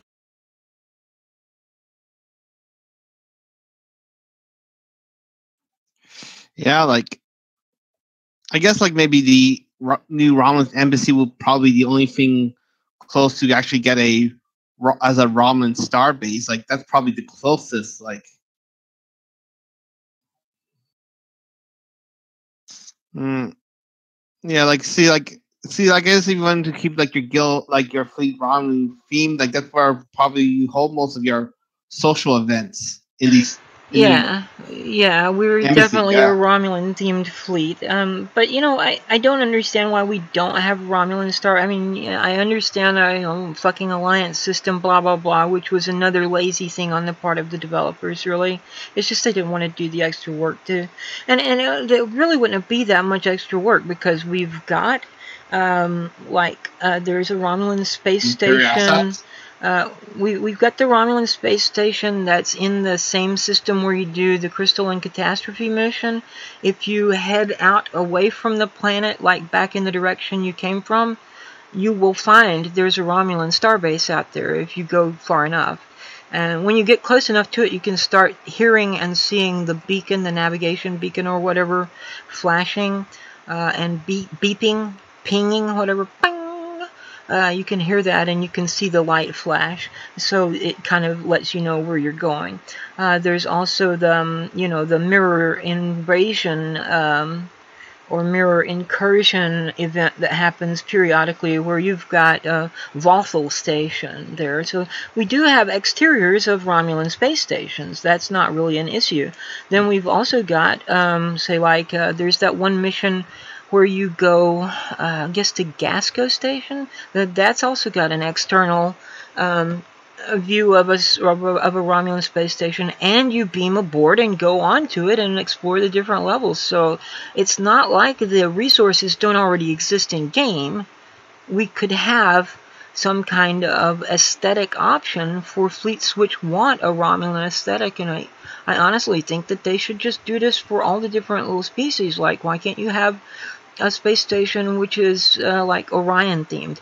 They've got those color schemes that you have for your game user interface that are like Orion, the Orion game user interface, the Romulan game user interface. There are 2 Romulan game user interface. There's the TOS original series game user interface. There's the Federation game user interface, the Klingon.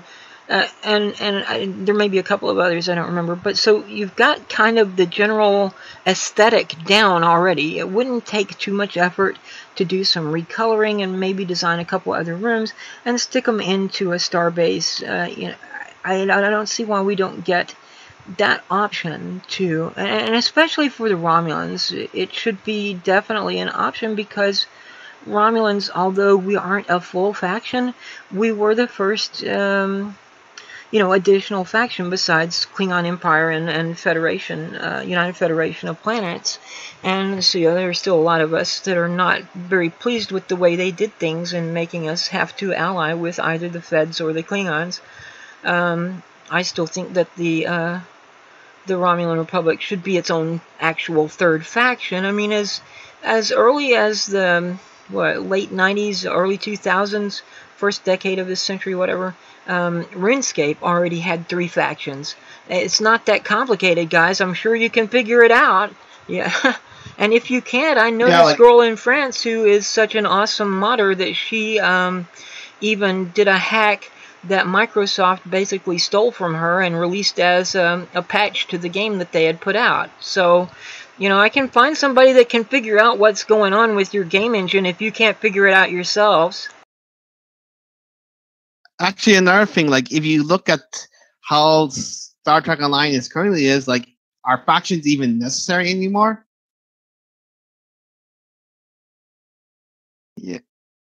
Yeah, like, I think like factions as the way that they originally tried to intended, like, I don't think they would apply. Like, I think they should kind of like rework how factions are and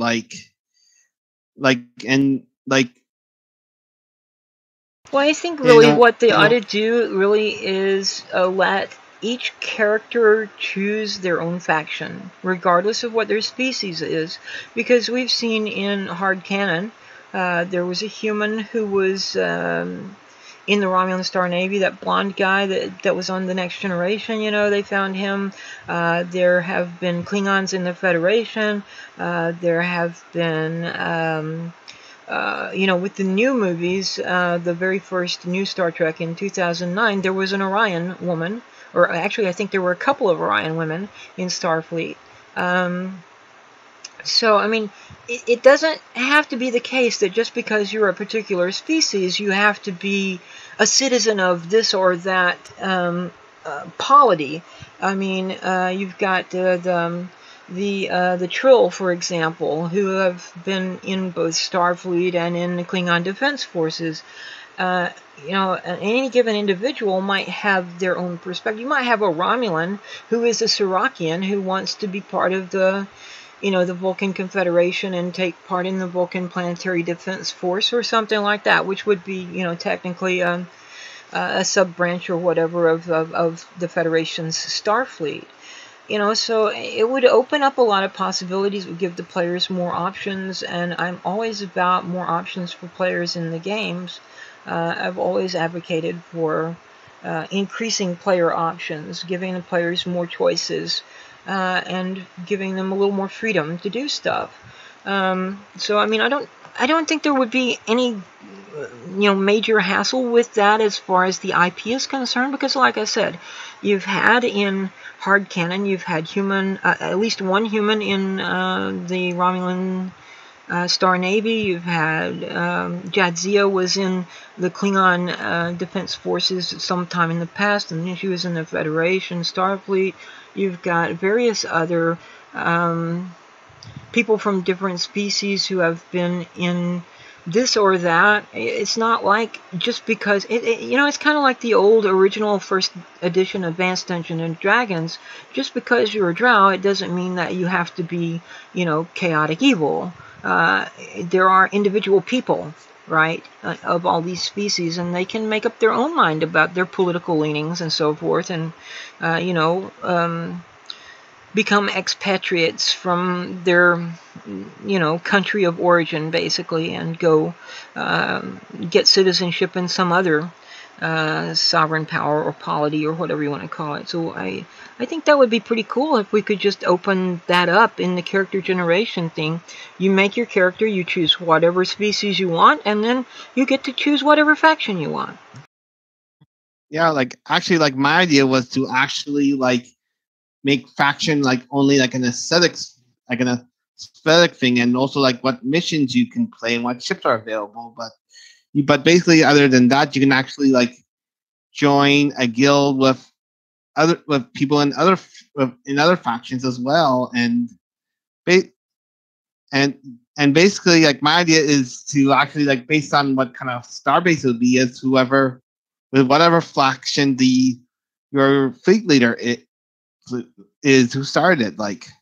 Yeah, that was something that I suggested 2 or 3 years ago in the Romulan discussion forum on the Star Trek Online for us. The idea was that whoever was the leadership of the fleet should choose what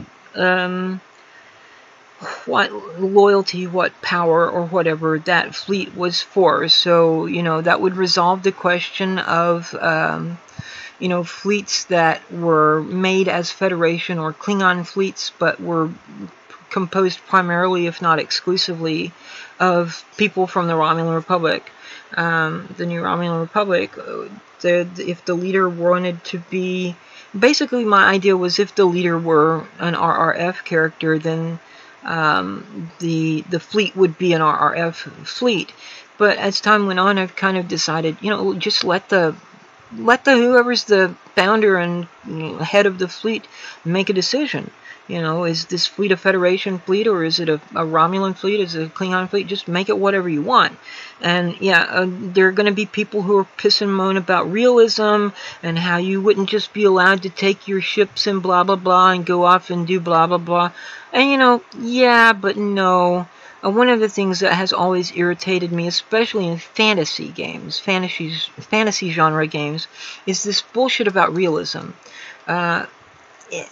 It's a fantasy game. It's not a realistic game. It's a science fiction game. It's not a realistic game. Now, that said, I'm not saying it has to be completely fucking illogical or irrational. You know, you can't just fucking snap your fingers and be a Q, right? But at the same time, it's not beyond the... I mean, you could come up with some kind of in-universe explanation for how this particular fleet defected with their fucking Starfleet vessels and became a Romulan, you know, a small Romulan fleet, and were absorbed by another larger Romulan fleet, or whatever. You know, you don't have to, like, piss yourself just because someone brought a Federation ship into a Romulan fleet and a Federation character and said, well, I'm actually a citizen of the new Romulan Republic now, and my ship, although it is a Federation ship by make, it's now a Romulan ship by registry or whatever, because we defected. I mean, it's happened before. Like in World War II, you would have pilots who would fly their Messerschmitt to England and land and say, I surrender. And there's their fucking Messerschmitt, and it's now an English plane, basically. You'd have, back in the Cold War, you would have Soviets who would defect to the United States, and they would bring their fucking MiG Foxbat with them, right? These airmen from the Soviet Union, right? So, I mean, it's not something that is completely illogical and impossible. It's certainly happened in history, so why the fuck couldn't it happen in Star Trek, too, you know?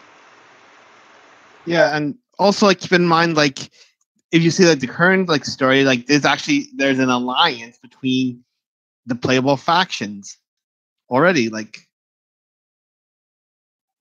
so basically, like, in theory, like, they could, like, you can be, like, flexible on which fleet you can join and which people you associate with, because it's basically one big alliance.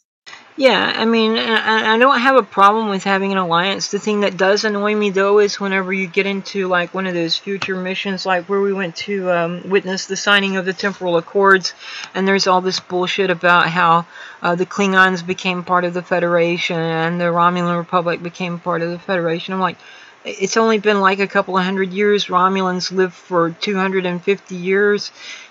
Why would the Romulans want to join the Federation after they've only been sovereign and, you know, their own people with freedom for a couple of hundred years after they, you know, liberated themselves from the tyranny of the Romulan Star Empire? Why would they give up their sovereignty? It was one of the things that they were so interested in fighting for, their own freedom, to be themselves, to be their own people, and not to have to live by the dictates of someone else. I mean, you can see in several of these Trek series, there's a lot of talk about how the Federation is kind of a sterilized society and homogenized and everything. There's an episode in the original series called The Way to Eden, where you know, Dr. Severin, or whatever his name is kind of get back to nature. Let's go to Eden. Let's find the planet Eden and get away from all this technology and shit. And Spock comments about how our modern sterilized homogenized, identical little there was a song in the 60s, a folk song called Little Houses, and it went little houses on a hillside, little houses made out of ticky-tacky, little houses, little houses, little houses, all the same. There's a blue one and a red one and a pink one and a yellow one, and they're all made out of ticky-tacky, and they all look just the same. That kind of thing, you know, that everything in the Federation was like a homogenized mush of flavorless stew that had been boiled together for so long that it was no longer, you know, it didn't really have its own culture anymore. It was just kind of like a hospital. And then you've got the thing in Deep Space Nine where Quark brings out the root beer and gets Garak to taste it. And the comment that's made afterwards by Garak is that it's very sickeningly sweet and cloying. And Quark is like, I know. And you know what's really scary about it? The more you drink of it, the more you start liking it. And that's what the Federation is like. It's very sweet and nice and sanitary, and the more you hang around with it, the more you become like it. It's like I've seen people talk about how the Federation is no less imperialistic than any of the other empires in the IP. That they are essentially the Borg. They assimilate everyone who comes in contact with them. Yeah, like, or some people may actually call it reunification. Yeah, like, maybe like. That's a thing that... Yeah, like, see, like... Like, Datan, right, is a reunificationist, and then certainly the unification movement was originally started by the Romulans in the Enterprise era as an attempt to kind of subvert the Vulcan Confederacy and bring them under the control of the Romulan Star Empire. And then you've got, during the Next Generation, you've got the two-part episode Unification Part 1 and 2, and that's where we first encountered Datan as a little kid living in the sewers, hiding out from the Tal Shiar and whatnot. And Spock is there, and he's revived the reunification movement. So the idea is basically to bring the Vulcans and the Romulans back together as one. And, you know, yeah, but no, I don't really want to go that far. I think that probably a much better approach would be what I call reconciliationism, which is, you know, we don't have to be enemies, but we don't have to have the same government and have the same, you know, exact everything identical. There's much we could learn from each other, right? The Romulans could learn more about science and logic from the Vulcans, and the Vulcans could learn how to accept their emotions and passions and deal with them in a way that doesn't drive them crazy. You know, the Romulans on the journey, according to soft canon, had found a way to cure the blood fever, as they called it, which was Ponfar, you know, when the Vulcan goes into heat every 7 years and starts going crazy unless they mate. The Romulans actually found a cure for that, and that's why the Romulans don't have Ponfar. It's not so much that they, you know, that the Vulcans suppress their emotions all the time until the biological urges just take over and drive them crazy every 7 years. It's that there's actually some physical or physiological cause for... Biological? Yeah, it's a biological cause. There's something biological about it, and the Romulans, during the journey, found a cure for it. So that's why the Romulans don't have Ponfar. Like, I always actually thought that because Ponfar wasn't that big of an issue because they don't have like a 7-year sex cycle. Like, that's why I always thought, like, it must be like they're like, that's the reason, because they don't hold on to like that kind of tradition of... Well, I mean, they don't really, I mean, even the Vulcans don't just mate once every 7 years. It's just that they go into Ponfar once every 7 years unless they are already mated with someone.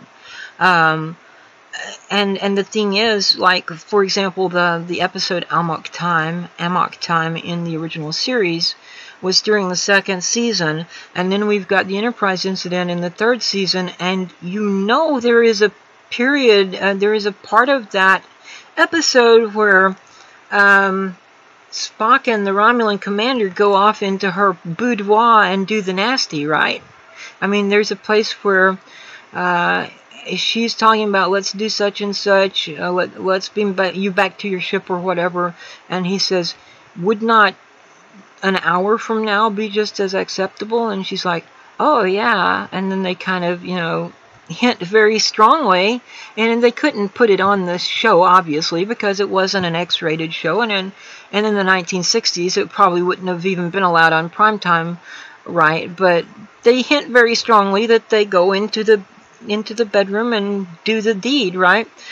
So it's only a year after the whole Amok Time episode where Spock was in Ponfar.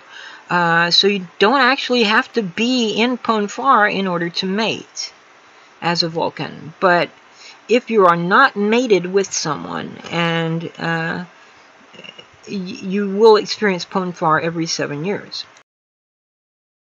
Yeah, like actually I was talking about their tradition. Like it kind of sounds like that 7-year sex tradition kind of sound more like a cultural tradition that they, for whatever reason, held on to, while the Romulans, they didn't. Well, I mean, there are traditions that, the thing is, there is some argument that can be made to say that the Romulans are actually the only Vulcans left because the Vulcans changed and stopped being Vulcans when they adopted Serakianism or Cathia, because they let go of the old ways and embraced this new way of thinking and being and everything with Surak's philosophy. And they had abandoned the old ways for the most part. There was a tradition. I think it was Phlox who mentioned it. No. Who was? Maybe it was Neelix. Somebody was talking about this thing that the Vulcans used to do, and they had done it for like 300 or 400 years after the Sundering, and it was called Rumarie, and it was where they would basically strip naked and oil themselves down and run around, and it was like a fertility festival. And I think it was Neelix, and he brought it up, and he was kind of making fun of Tuvok about it, but I've forgotten now exactly which series it was in and who the characters were that were involved. You could ask Brian, Amun in our fleet, and he can tell you, I'm sure, because it's something he talks about fairly often. He's always suggesting that we should have a Rumarie festival. I'm like, no. Yeah, I don't think the game will allow that. I mean, the closest you could come would be with some of the characters who managed to make a swimsuit costume before they, quote, fixed, end quote, the issue where you could wear the swimsuit off of Risa. I still don't understand why it can only be worn on Risa. Why can't you wear it on your own ship or on your own fleet holdings and stuff like that? Why in the hell does it have to be restricted to just Risa, where you've got this gang of trolls that hangs out and wants to fuck with you regardless of what you're doing if you're involved in any kind of roleplay whatsoever? It doesn't have to be what people call erotic role-playing. It just be role-playing in general, and they come around and they start fucking with you. And, I decided a long time ago. Yeah. Goldshire? You know who I'm talking about. We don't need to name their names. But yeah, I mean, we could actually, go to our own ships and have like a beach party or something there. I mean, there's certainly episodes of, I guess it was the Next Generation or Deep Space Nine, where you see a couple of the women coming from the holodeck and they're wearing swimsuits and they're walking around in like, in the normal hallways or on the promenade or whichever it was, I forget. So, I mean, it's not like you have to be in uniform constantly if you're on the ship or whatever. And we do have a holodeck on each of our, you know, Federation and Klingon star bases, right? Each one of those has a holodeck. Our ships have holodecks. The research lab has a holodeck. So it's not like it's completely,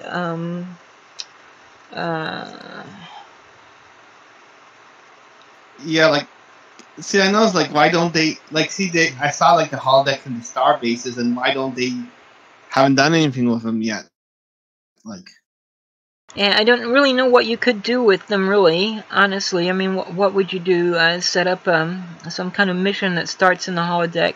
I mean, it would be cool to do a season where you just fuck around on the holodeck, you know, and have issues like, you know, Moriarty whenever... the villains coming to life? Right, yeah, exactly, like Professor Moriarty that Data had to deal with, who became self-aware, or, you know, that's not the only example, but it's the one that everyone thinks of immediately, right? You're kind of like a little choppy, Let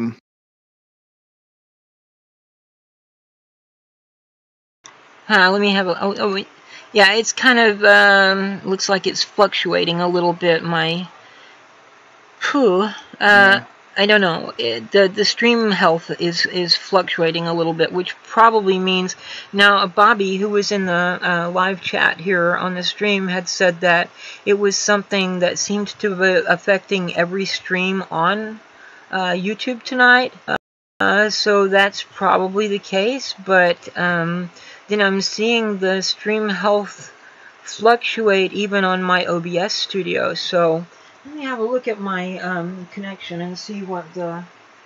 No, I still have 4G, so I don't know. I don't know. What the hell? Yeah, like, actually, talking about like function interiors, like, I believe it was mentioned that they're adding more functionality to the interiors of the Jem'Hadar ships, which I'm kind of thinking, what if they're going to go through with it, like, maybe sometime in the future they'll add similar functionality to ships or existing ships. You know, they did miss a very good opportunity when they released the Ryzian luxury cruiser. They could have given us a kind of Ryzian interior for that would have had, like, it would have made it basically into a party barge. You could have had, like, an area, whether it be holodeck or whatever, where you've got, like, palm trees and you know, a beach and some water, so that you could use your hoverboards right in there and not just have to use them only on Ryza.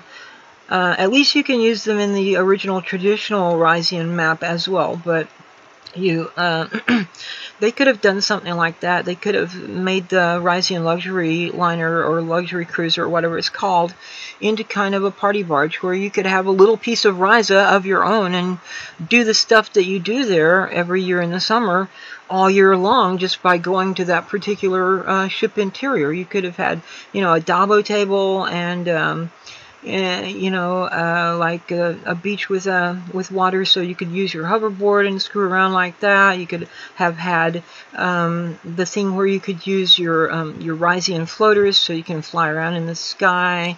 And what other stuff? I can't even remember what all this stuff is there, but you know, you could have had like a dance party kind of thing where there's no real reward for doing it, really. Maybe you know, some new emoji, what do you call emotes, it? like, yeah, some new emote, maybe some new dance emote that you would earn if you did it so many times or whatever, and that, you know, and it wouldn't necessarily have to be restricted to just the people who have that particular ship, but anyone who came on board and, you know, went to their holosuite or their you know, whatever you want to call it. It doesn't even have to be a holosuite. I mean, you certainly have this concept as early as what the hell was the name of that movie that had Bruce Dern? Was it Bruce Dern or I think it was Bruce Dern. Yeah, Bruce Dern was in this movie where they had this ship that was it was like a greenhouse ship, and they were going to decommission it, and he had these little robots that were like two-legged things that would walk around and tend to his needs and so forth, and he got pissed off because he was like the gardener or whatever on the ship, and he didn't want to destroy the plants and everything, and that's basically what was going to happen. So he basically killed the crew or something, and went renegade and took the ship out away from, Earth forces, so they couldn't do anything to it, and saved it. And in the end, he's like dying, and he's reprogrammed the little robots so that they will continue to tend to the trees and the plants there in the greenhouse forever, basically, theoretically. But yeah, so you do have that kind of thing that has existed. This is a movie from like the 70s, I guess. I forget now, but late 70s or early 80s. So there is this idea of having, and okay, so we've got on the Next Generation, you've got the hydroponics bay, right? So there is this idea in science fiction for a long time of having an area of a starship or spaceship with some kind of like a greenhouse area, basically, right? Yeah,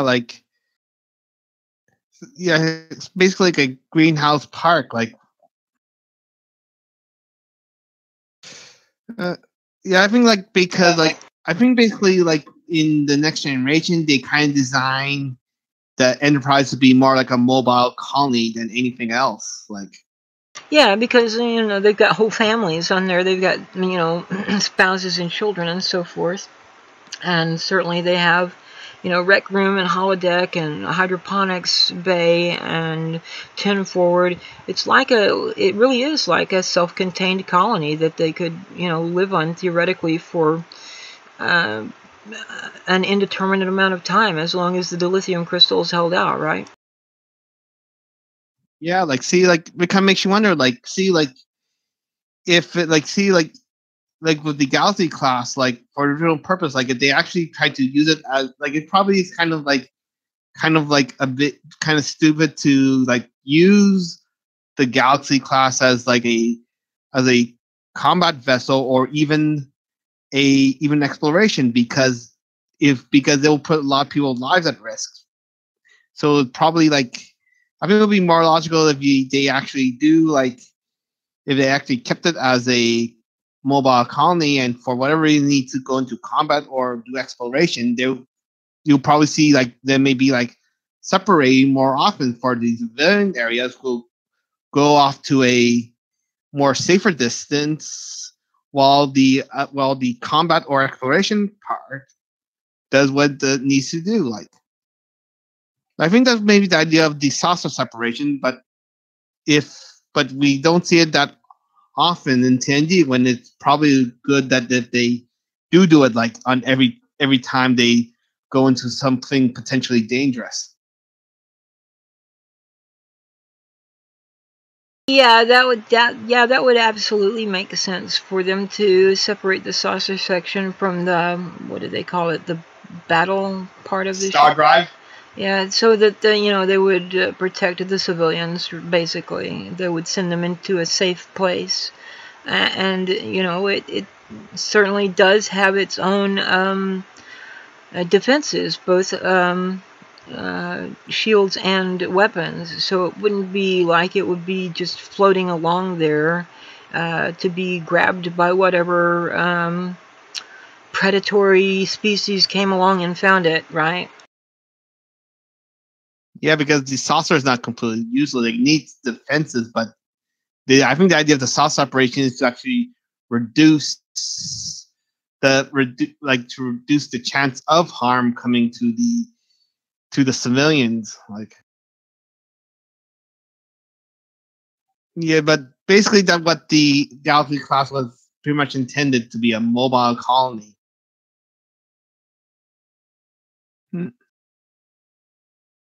Actually, I'm looking at the Jem'Hadar ships, with the Jem'Hadar ships, with the mastery progression, they added a sixth one where he makes it an account unlock for all factions.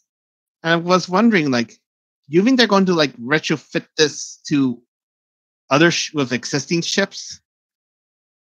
You can play a Fed character, and you can have access to, like, say, the dare decks. No, I don't think they will do that, and I really don't think they would do that, and I think it would be a very, very bad idea and very detrimental, because the warbirds have their own particular stuff, and we, as Romulans, have such a limited selection of ships already, whereas you can't even... you don't even have enough ship slots, even if you buy the max and get up to the cap, to own every Federation ship, unless you have a shitload of them in dry dock, right? So, I mean, there are so many Federation ships, and it's like there's 3 of everything for them, right? You know, it pissed me off when they came out with the Delta Rising pack, the big pack, because I bought that pack. There are 3 Federation ships, right? No. There are 5 Federation ships. And I think they added 1 right at the end, so there wound up being 6 Federation ships. But there are 2 Klingon ships and 2 Romulan ships. Why didn't we get, you know, more options as well? It was obviously slanted towards favoritism for the Federation, and this has been the case quite a lot. I mean, the Feds get more costume options, they get more costumes, they get more uniforms, they get more more ships, they get more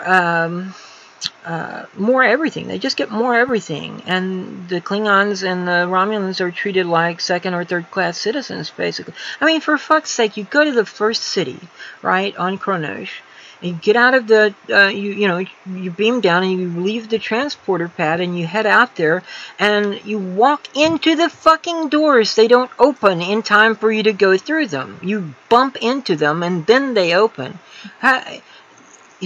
It's been 6 or more? No, it's been, how long? It's been like 10 years or 9 or 10 years since STO came out. They can't fix this in that amount of time? And it's just a fucking annoyance, and it lets the Klingon player know exactly how little they fucking shit about them.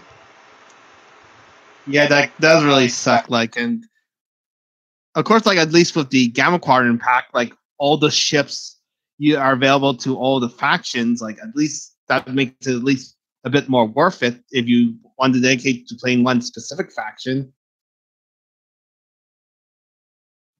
Like, see, like, with, I think that's why they, see, I think that maybe how they present the ships in the Gamma pack is probably the best deal you can get compared to the other packs.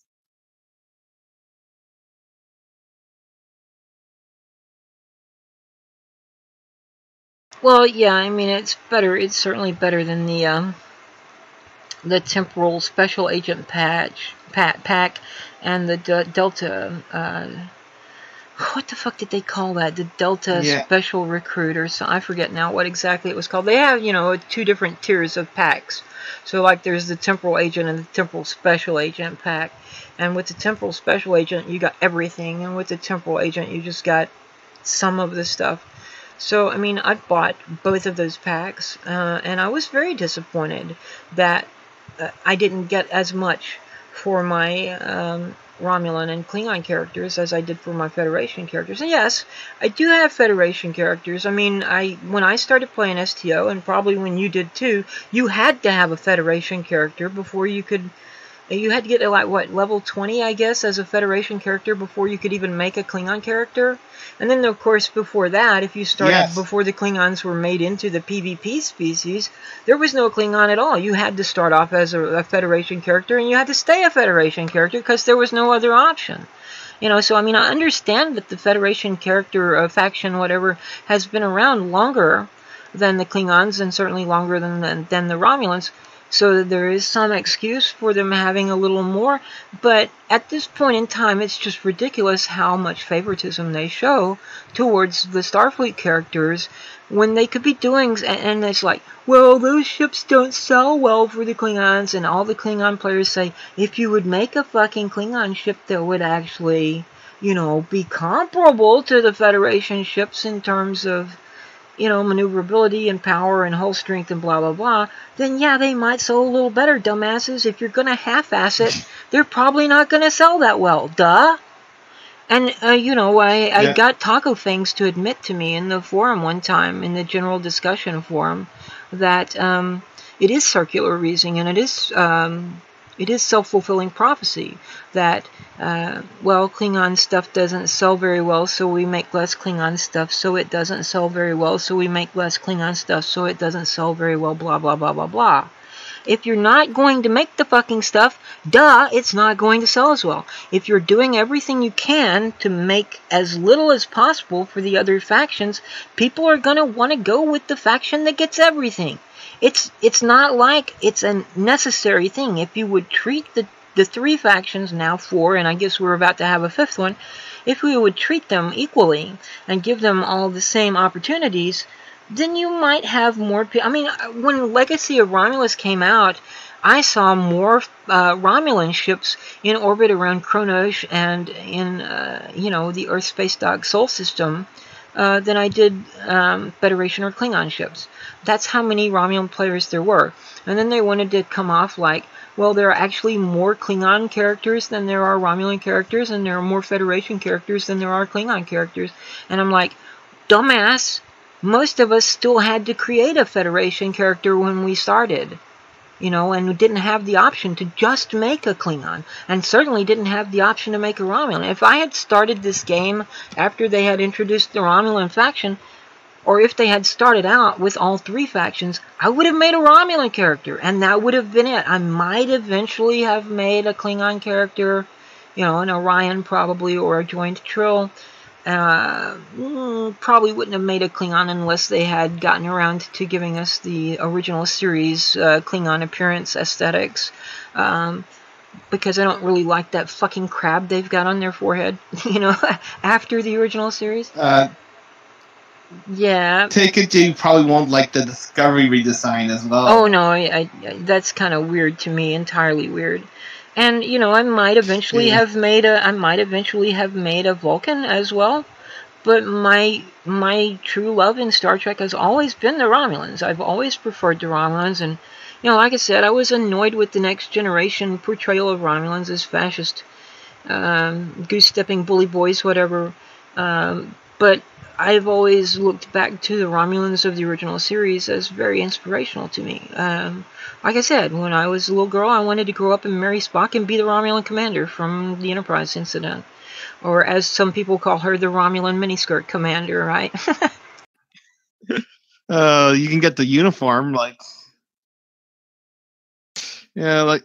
Yeah, I mean, I've got the uniform, sure. I want to get a real world one. I really do want to get one of those. I was going to get one for the 50th anniversary Star Trek Con in Las Vegas.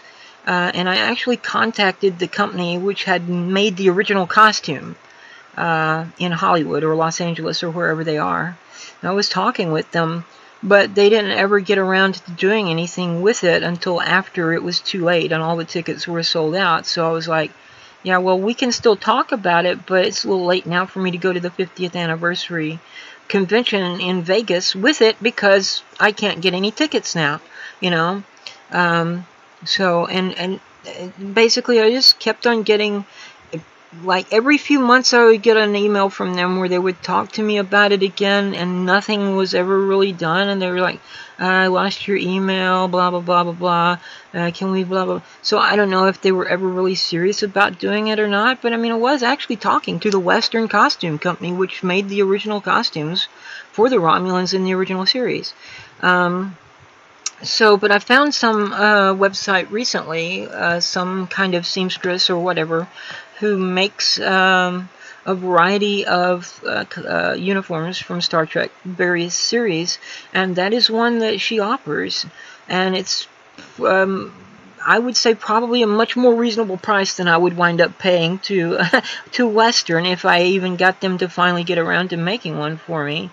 So, and I mean, it may not be, you know, an exact replica of the one that was worn in the episode, but if it's close enough and doesn't look like some cheap plastic crap that somebody slapped together who doesn't really know how to do cosplay and isn't really, you know, a seamstress or anything, doesn't do tailor work or whatever, If it looks if it looks more than halfway decent, you know, I'll be quite pleased with it, and I will certainly get probably 2 or 3 of them because they're that inexpensive. And I mean, they're not that inexpensive, like $20 for a pair of jeans or something. They're like $150 each, but still, that's a lot more reasonable than.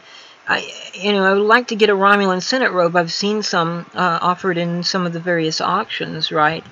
For that were actually worn on screen in Nemesis, and I've seen some that were not worn on screen, but they were made for Nemesis as like extra costumes, and they usually go for anywhere from 1,500 up, you know, to as high as 3,000, and that's pretty crazy. I mean, I would do it for, you know, for 1,500 if I knew that it would fit me, but I'm a petite woman. I'm 5'2", right? So I'm not the tallest person in the world, and a lot of these actors and actresses are tall, you know, 6 feet or 5'6" or taller, and so I wouldn't want to have to alter the costume to fit me, right? It would be changing the it would be changing the original collectible item and making it something other than what it was, and the value would, of course, decrease as a result. So, I mean, I will eventually get a Romulan Senate robe made, because my plan is that if and when Lunar 5 and I do get married, I want to be wearing a Romulan Senate robe in the House Clan colors of Fihar Sacharvon. And we're going to repeat the ceremony that I wrote for Talis and Gianna when they got married in game. That's going to be our wedding ceremony, and you know, you can do anything if you get the right the person who's willing to do it for you. You know, as someone who's ordained, and it's pretty easy to get ordained, really. I mean, I'm ordained by 2 different groups myself. So, like, I mean, you can find someone who's willing to work with you on what kind of ceremony you want and stuff like that. It's not that difficult. But yeah, so I certainly want, I would like for Lunar 5 to be in a Romulan Senate robe as well when we do that. But, you know, we'll see how it works out once we actually get together. Or maybe, like, to maybe keep with the theme, like maybe a blue TOS Starfleet science uniform, and him wearing pointy ears as well, like sort of some kind of like reunification theme, like. Yeah, me wearing the original series Romulan Commander miniskirt uniform with the thigh boots, and he gets to be Spock, so I finally get to grow up and be the Romulan Commander and marry Spock. Like, see that you could do that, like. Like, I'm not actually. I'm about talking about uniforms. Like, you've probably seen it in my playthroughs, but I actually like to use the mercenary uniforms because, like, I kind of would like to have like a matching like uniform for my bridge officers, and see like with like if you want to get like a Federation or KDF character, I'm going bridge officer, which will be like not none of the Romulan uniforms will be available to them, but the mercenary uniforms are available to all. Like, right. Which when you actually when you think about like playing through like the on the Romulan campaign, like the pretty much like you're kind of like a ragtag group of people, and there's barely a formal military, like, early on, like. So I guess, like, the mercenary uniform would probably fit in that sense for the Romulan public. You know, you could actually use the mercenary outfits for your Federation or KDF bridge officers, and still use one of the Romulan Republic uniforms. Doesn't look too dissimilar. So it would still look essentially like they were wearing the same uniform with just maybe some minor variation. We do have an official fleet uniform as well. I mean, you can look at my avatar here and you can see that my character is wearing the Praetorian rank version of the uniform, which has the light violet trim, and she's got the armbands, white armbands, which represent temporal intelligence and or temporal science, because she works in both. But generally the uniform is black, and you start off as an Erain with a solid black uniform, and as you rise in fleet rank you get to add more color to it. When you reach Riov you get to add some white. When you reach Grey Riov you get to add some red, and that's based on the idea that like when you get to Erain you get to add your career color, basically, which we've got divided into 6 different careers. There's science, there's also medicine. Science gets gray, medicine gets silver, which is just kind of a slightly grayish white, right? We've got tactical, which is green, because Romulan blood is green, and we've got security, which is blue. We've got, and there really isn't a lot of option left, so we've wound up just using the same kind of goldish, yellowish, whatever, for engineering and operations.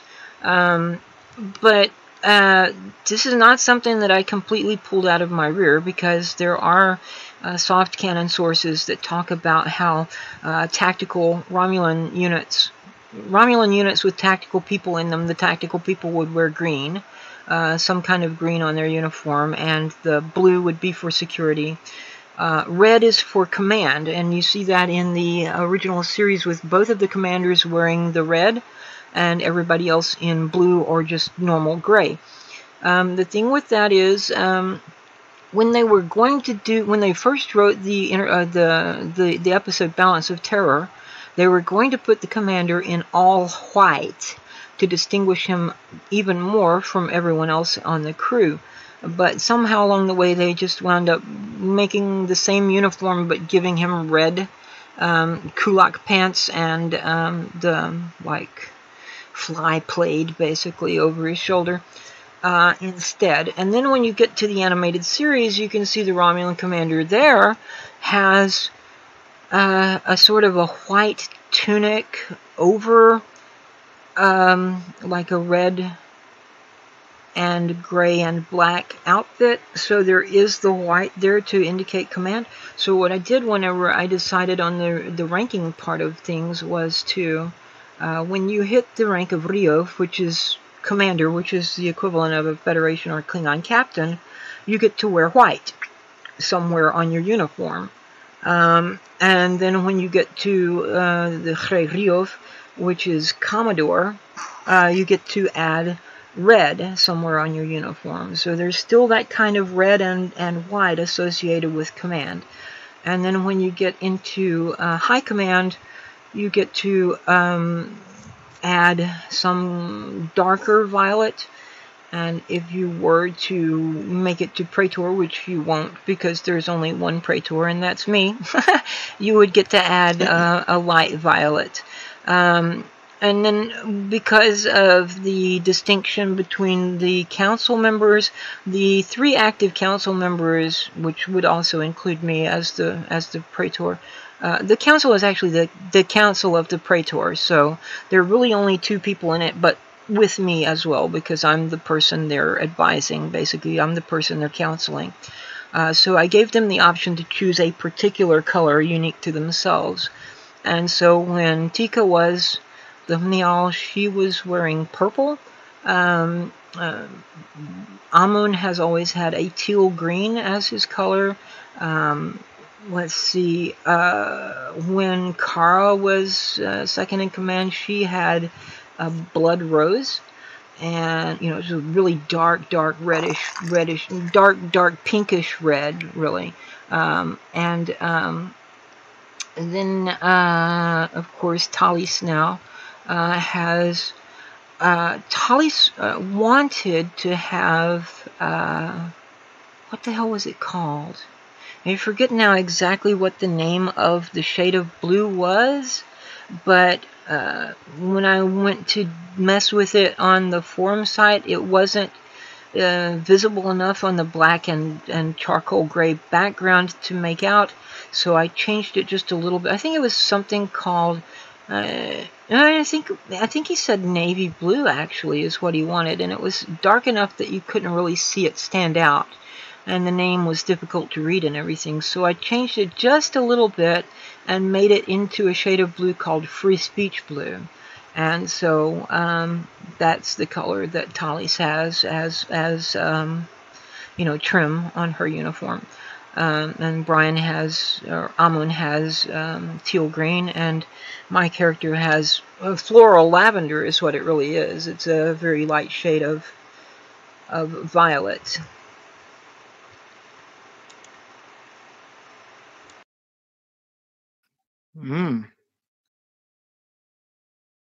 Like, like, like you really do like your research. Like, you actually kind of like how many people are actually willing to like to do like look into like colors that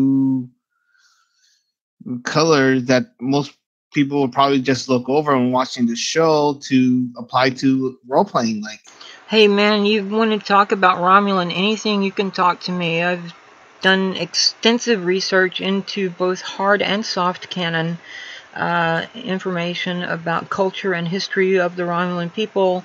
I can tell you about their artistic motifs. I can point out to you, for example, like if you look at, okay, so let's say in the Enterprise incident, if you look at the doors on the ship, when you come out, you can see that they've got some design around them that makes them look vaguely, the doors themselves don't, but like the way that the painting is done around the doors makes the door look more or less hexagonal. You can see on the Romulan Centurion helmets, some of them have a hexagon like a, you know, like a nut for a nut and bolt looking thing on their helmet right in the center of the forehead.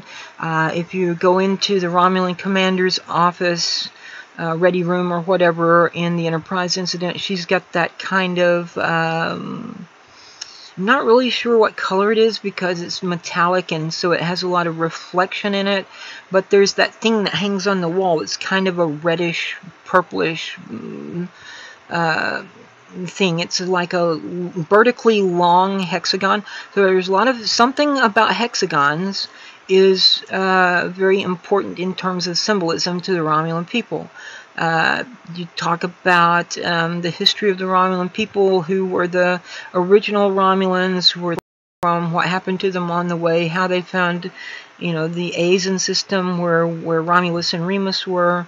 Yeah, I mean, I've got an extensive discussion of, I called it What Are We?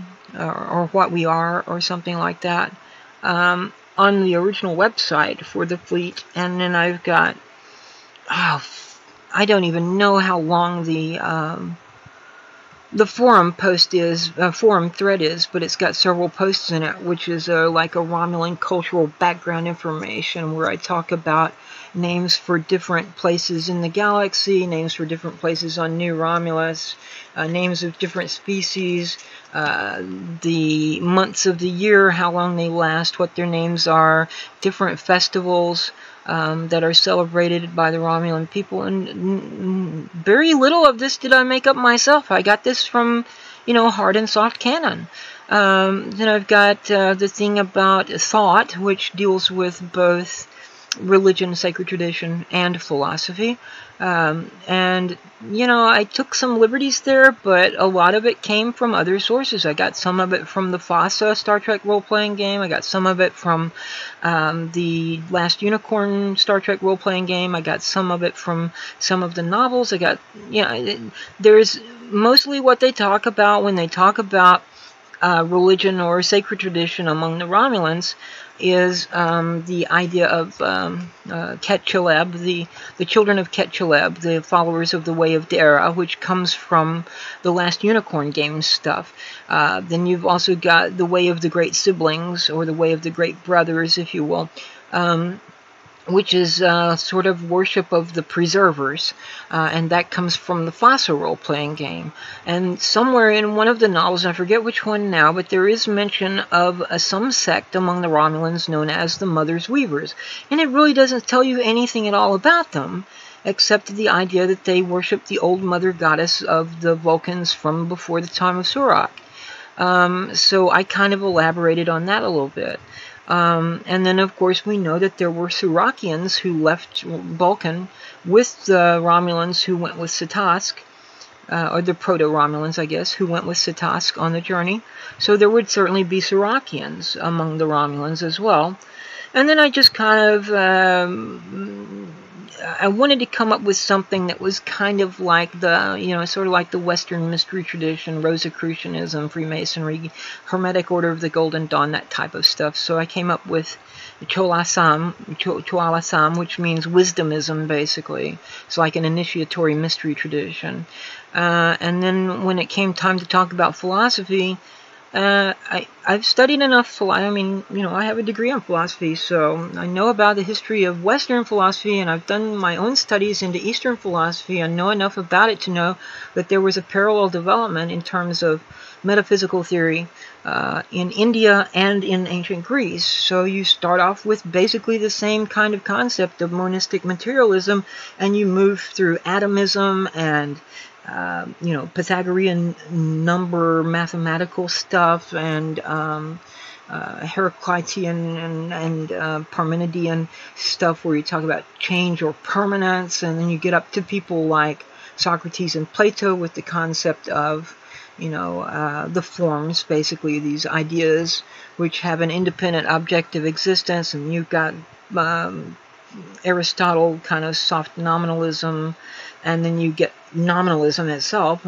You've got Neoplatonism, and get into Scholastic, and it goes on from beyond that, and you start getting up into the 20th century, and you get stuff like linguistic philosophy, analytic philosophy, that kind of thing, which deals a lot with logic and stuff like that.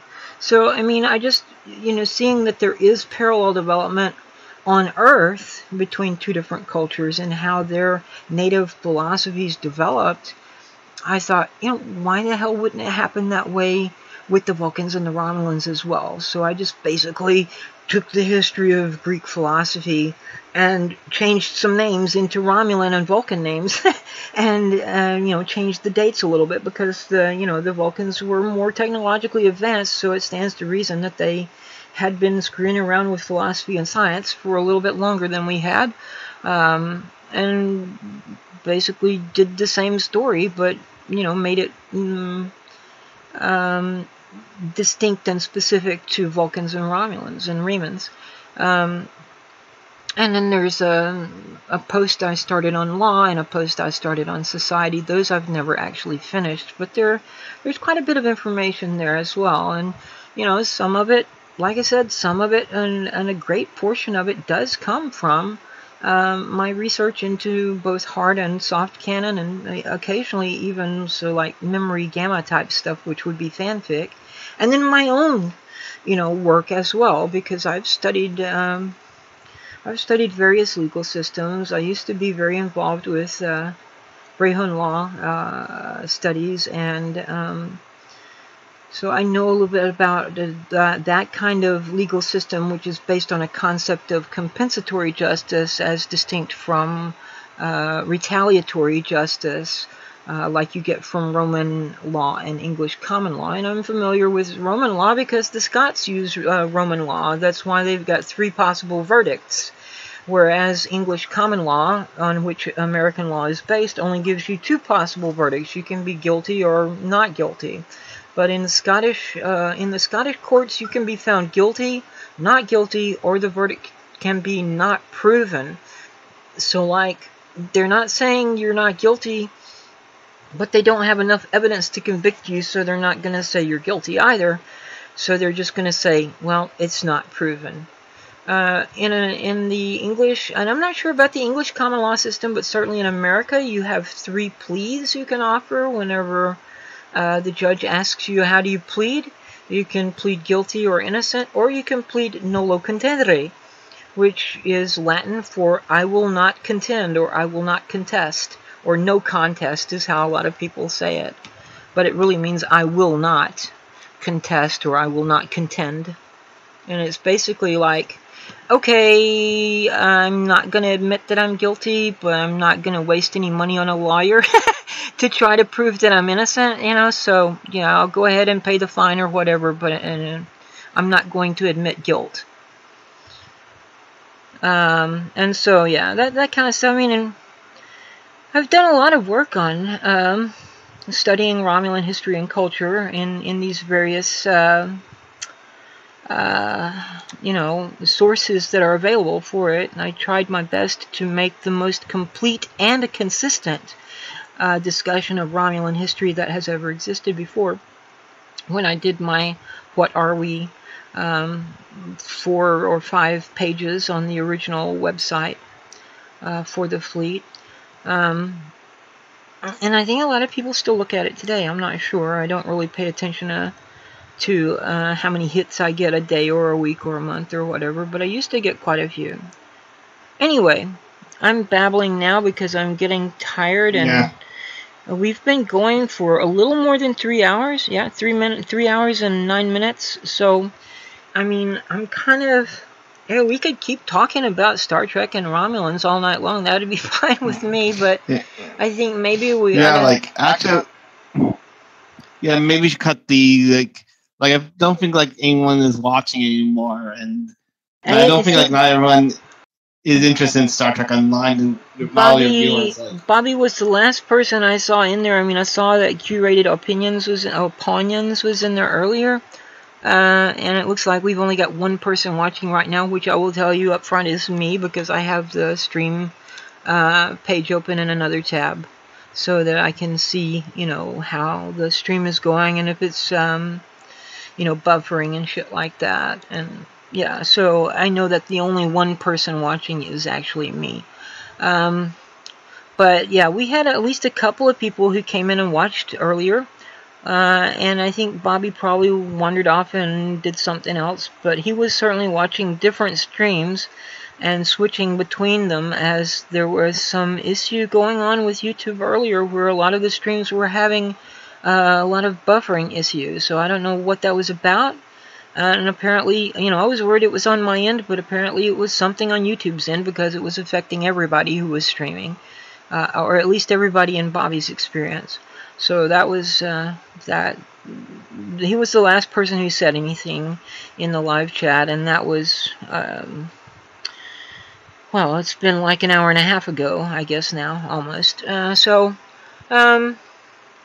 Yeah, I want to thank you for coming and hanging out and talking with me and engaging in dialogue with Union Aerospace. I mean, I could sit here and babble by myself all night long too, and yeah. but I don't know that that would be quite as interesting to other people. I probably talk a little too much as it is in these streams. So one of the points of having a stream is to get other people to come in and have discussion, and get other people's perspectives on stuff and so forth. So I do thank you for coming and joining. I hope you will come back again. I'm going to continue to try to do these streams every Friday evening. Time may vary slightly each week depending on various factors. I mean, there was the one time when I did that one stream called Operation Midnight Climax, and I moved it back like an hour or two later than I would normally start, because I wanted it to still be going at midnight, right? Because of the name of the stream, the name that I had chosen for the stream. And then, like, tonight I moved it back about 30 minutes because it was still rather stuffy in here at 7:30 or whatever time it was, and I decided, you know, maybe we'll put it off another half hour and see if it's cool enough then, because, you know, turning on the computer and getting onto, you know, a live stream or even playing a YouTube video makes the computer heat up quite a bit, and that adds quite a bit of heat to the room. It's not nearly as bad as playing Star Trek Online. Oh my god, it just puts out so much heat then that I can't leave it on. I can't stay in game more than 2 hours, which is really strange because I had bought this computer as a gaming rig. It's an Asus computer, ASUS. I don't know how you pronounce that. I've always said Asus. But it's an Asus. Yeah, whatever. It's that kind of computer. I got it with, you know, really good graphics card and, you know, a couple of terabytes of hard drive space, and I think it has 16 gigs of RAM or something like. It's a pretty good computer for gaming, but yet it gets extremely hot when I'm in Star Trek Online. And it doesn't do that quite so much when I'm in something like Stellaris, right? But for some reason, Star Trek Online just really heats it up, and it, you know, the fan blows the hot air out into the room, and it gets hot. And oh God, this is one of the things.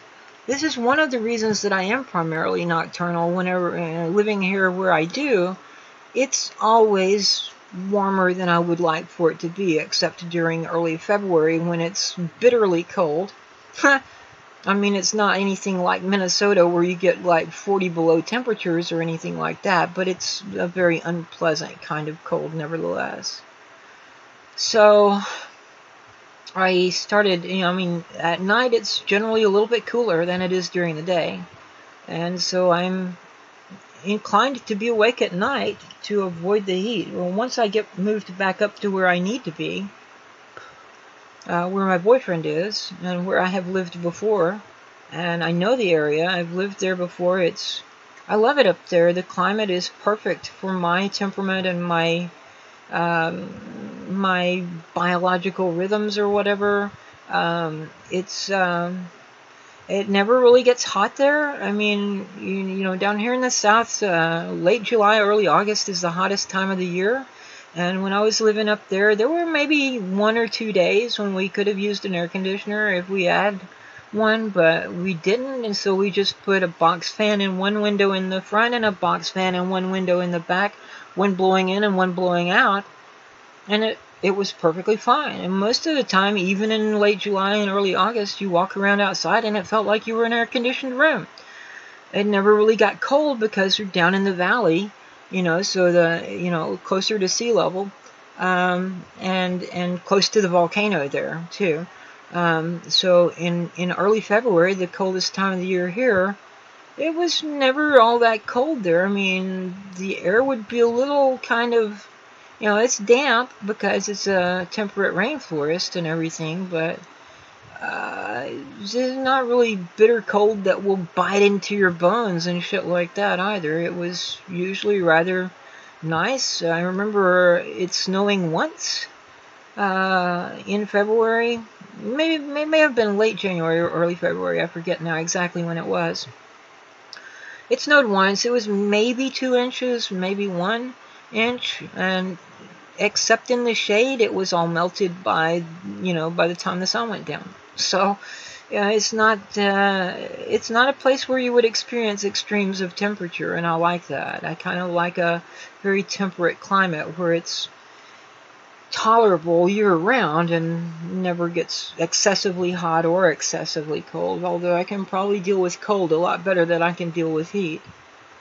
Anyway, I'm still babbling. Yeah, you really like to talk like... It would be worse if I were drinking right now. Yeah, like, you kind of remind me of Kevin Smith when he did that Fan Expo Vancouver panel. Like, he really liked to talk a lot. I don't know about that. Kevin Smith. Yeah, like, you kind of did remind me of, like, Kevin Smith at this panel I went to at Fan Expo Vancouver. Like,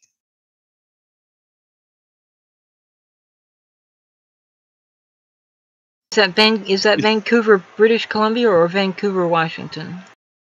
Vancouver, British Columbia. I live in Vancouver, British Columbia. Oh, okay, cool. Oh, cool. So, yeah. Once I get moved back up there into that area, maybe we can get together, all three of us, and have a drink sometime or something. I know I'm supposed to meet up with Jeff Holiday. He wants to have a drink with me sometime once I get up there. Maybe I can get Mundane Matt to come down and hang out. I don't know, there's stuff that goes on out there quite a bit, and there are a lot of YouTubers who do live out there. I guess the guys from Drunken Peasants live there somewhere in Oregon as well. So I don't really know them. I've never really interacted with them, but you know, I've talked with Matt quite a bit, Monday Matt. Not as much as I've talked with Jeff Holiday. So, and then Jeff is always trying to talk Nick, Wizard of Cause, into moving to the Pacific Northwest. So, you know, that might happen eventually. Who knows? And I know Nick pretty well. We've been friends now for, well, I guess, about a year, maybe a little bit longer. Yeah, about a year, I guess. So we talk fairly often, not a lot, but yeah. So I don't know. Maybe we can get together. Maybe it'd be kind of cool if we could have something like VidCon or Kilroy up in the Pacific Northwest. You know, where we could get a bunch of us together and just get together and, you know, have a conference, or get together and have a big party or whatever. Yeah. Yeah, anyway, Yeah. I know that Sargon was up there recently too. I think he was in Portland actually for some event. I don't know what it was, but I know that Jeff went up to Portland to see him, and Matt Jarbo, or Monday Matt, went down from Seattle to see him. And so I don't know what the event was, but he was there. Sargon, Carl of Akkad, or Sargon of Benjamin, whatever.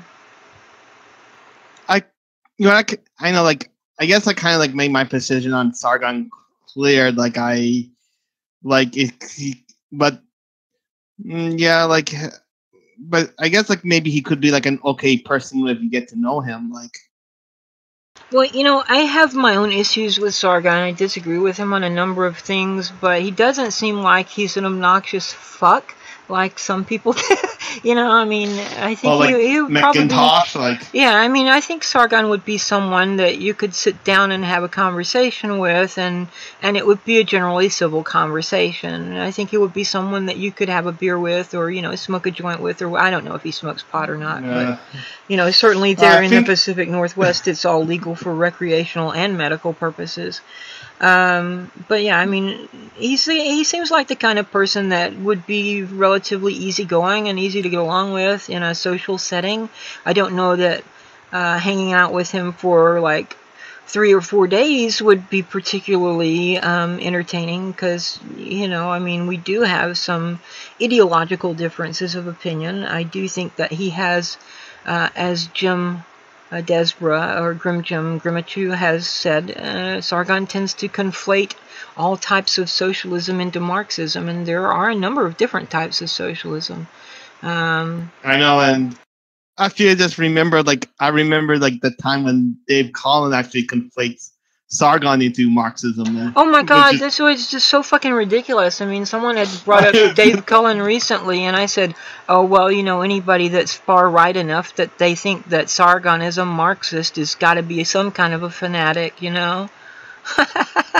And, like, see, like Dave, like, yeah, but then again, like, some people can kind of, like, cite him being, like, an Alinsky fanboy, which, when I look at it, I get, like, I have to, like, agree, like, some of my problems with Sargon does seem to be linked to, like his seemingly devotion to Alinsky. Rules for radicals and stuff like that, huh? Yeah, like, when I think about it, like, see, like, I mentioned about, like, the issue about where he, like, where he flags someone over nasty tweets. Like, one of the arguments is that he said that it's kind of like the role about holding people to their own standards. But when you think more about it, and when you observe, like, what happens in actuality, like, that role actually kind of, like, encourages escalation. Like, yeah, I mean, I've certainly heard people suggest that Sargon was being hypocritical when he reported someone else because of his very pro-free speech stance and so forth. I don't know. I remember talking about with someone, it may have been you, about a year ago or 6 months ago, something like that, and I don't remember what the entire issue was about or what we even said, but I remember discussing it, and I can see it from both points of view. I mean, I can see his point, and I can see whoever I was talking with's point as well. And I have several issues with Sargon, but it's not like I don't hate the guy or anything like that, and I'm never going to call him a Nazi unless he actually becomes a Nazi. I don't think he will. And he's certainly not a Marxist. Oh my God.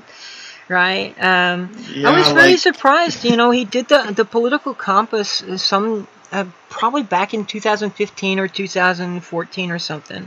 And he came out as almost dead center, like he had been saying for so long that he was a centrist, but he was just a little bit into the left and a little bit into the libertarian quadrant, you know, social, as they call it, social libertarian quadrant and economic leftist quadrant, just very slightly into that lower left quadrant there. And, you know, that was kind of what he had described himself as, and I, okay, far out, whatever, he's basically a social democrat. And then over the past year and a half or 2 years, it seemed like he became a little more right-leaning to me. But then he did that My 8 Values test sometime last year, and he put that on a video as well. And he didn't change as much as I thought he had, honestly, if that were an actual a valid assessment of his perspective. And I mean, I've taken the test myself, and I'd say it's not too far off from where I really am, you know, so it could be, I think that the results for him on the My 8 Values test was that he is a classical liberal, which is, you know, what he's been saying for a couple of years at least, right?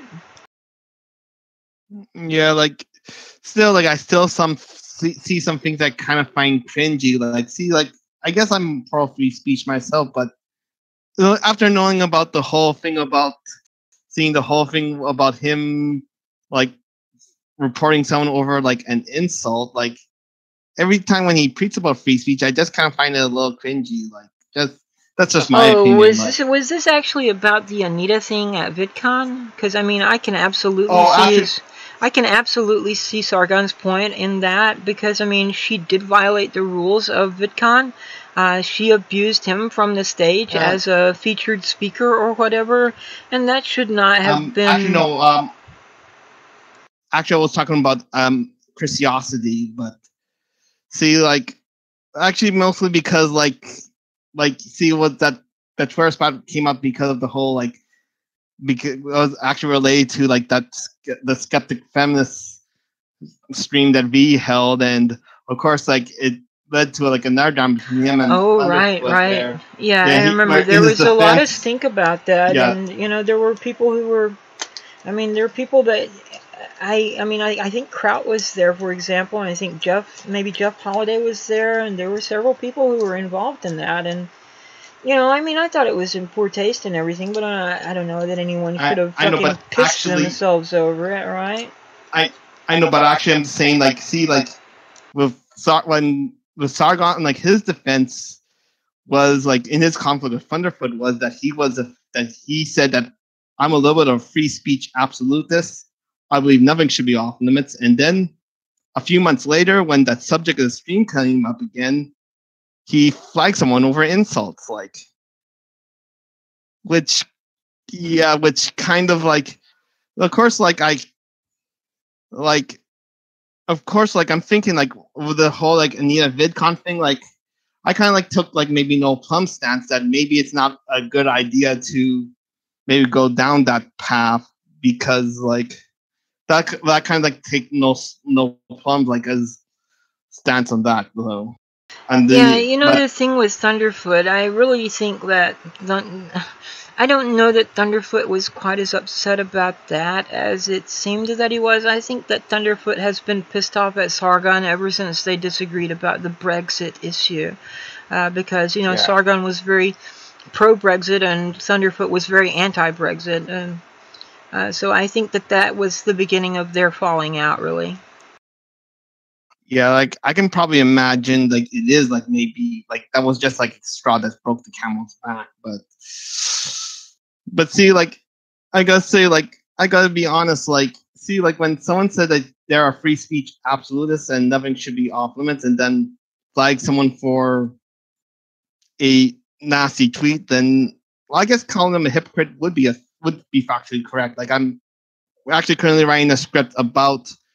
Actually, I'm currently writing about the script about the incident, and was kind of, which actually think some other people warned me that I'll probably get the ire of Stargone fans by it. But yeah, maybe. I mean, some of the fandoms are kind of toxic, whether the people themselves are or not. Fans can be very interesting, and they can be very weird at times too. Yeah, like. But I will like say, kind of like a cult thing, yeah. As far as free speech absolutism, I don't know that I would call myself a free speech absolutist. I certainly believe in freedom of speech and in free speech. Freedom of speech being the constitutionally protected or constitutionally recognized right, and free speech being the broader underlying principle behind that. But I also believe in freedom of association, right? And I certainly believe that if you're in a private domain, like say like a privately owned website, or like a privately owned Discord server, or a forum website, or local McDonald's or something like that, the people that own the place or that own the domain or whatever have every right to set whatever rules they want as far as speech goes.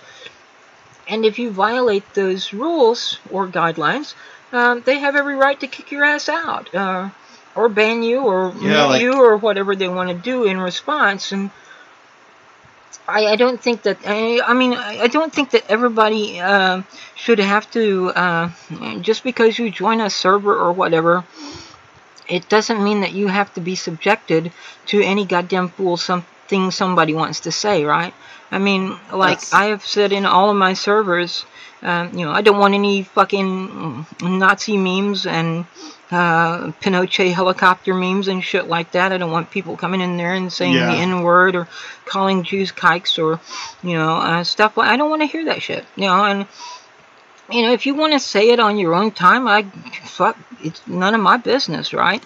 But I wouldn't let someone come into my house and start calling Barack Obama a nigger, right?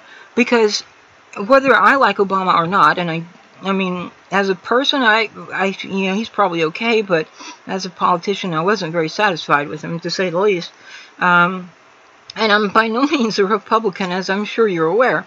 But I'm not a Democrat either, and that's one of the things that is possible. You don't have to be either one of those things. There are several other political parties.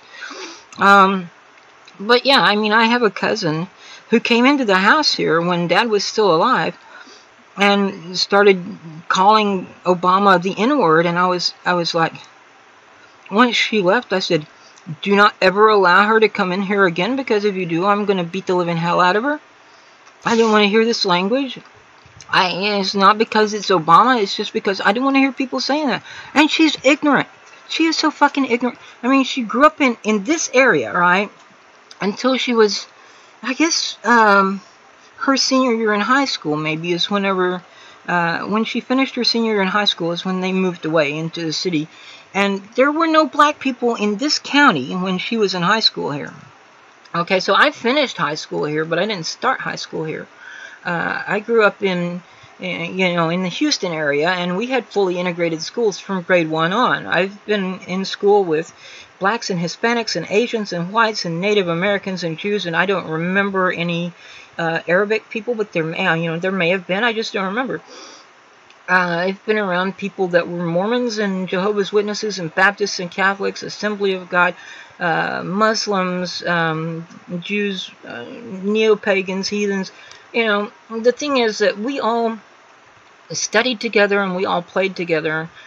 And that's how I think that was a very good thing that helped to avert the race war that might have come otherwise.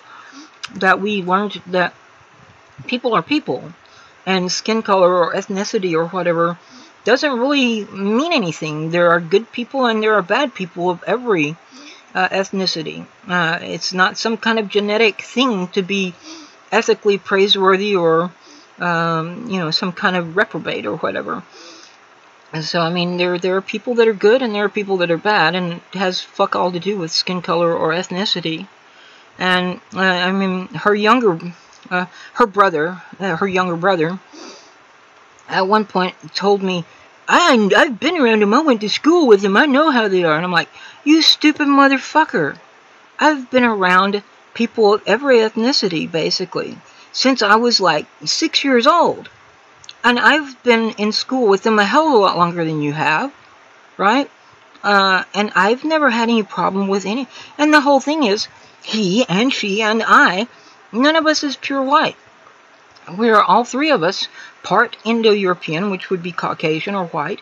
We're all three of us part Aboriginal European, which is pre-Indo-European, pre-Caucasian inhabitants of Europe. And we are all three of us Cherokee.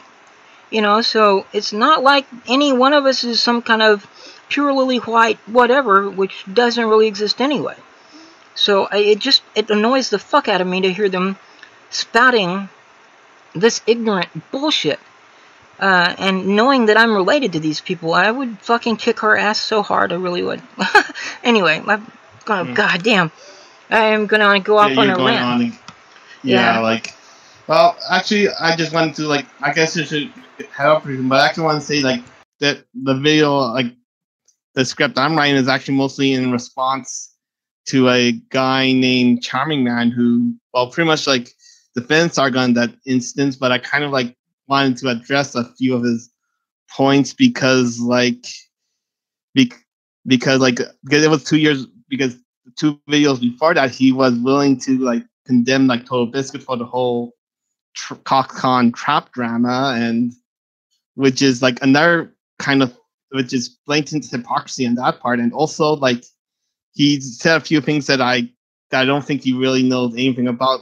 He kind of it was his video was a response to another video about 2 other videos condemning Sargon, from one from Ranting Monkey and another from another YouTuber called Some Dumb American, and he kind of they covered the whole thing about Milo and the whole Milo Yiannopoulos being banned from Twitter, and he actually kind of said that that's completely different in this situation because Milo didn't do anything that breaks terms of service. But the thing is, I kind of looked into it, and the whole Twitter drama with Milo and Leslie Jones, right.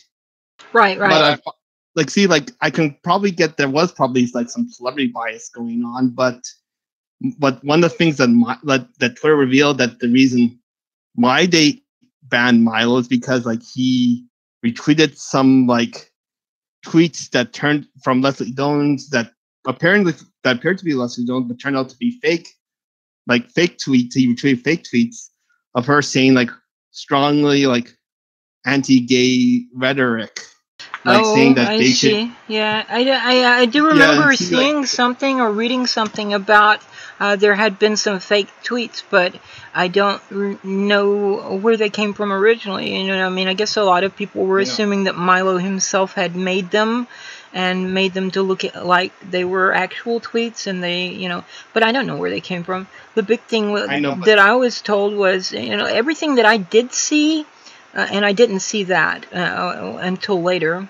But when it was still going on, everything that I saw was, relatively tame. I mean, you said she looks like a man, and, people have said that to me too. I mean, I was very offended, but, the whole thing was, your jaw is too wide, and I'm like, hello, I'm Italian. Have you never seen Sophia Loren? Her jaw is wider than mine, right?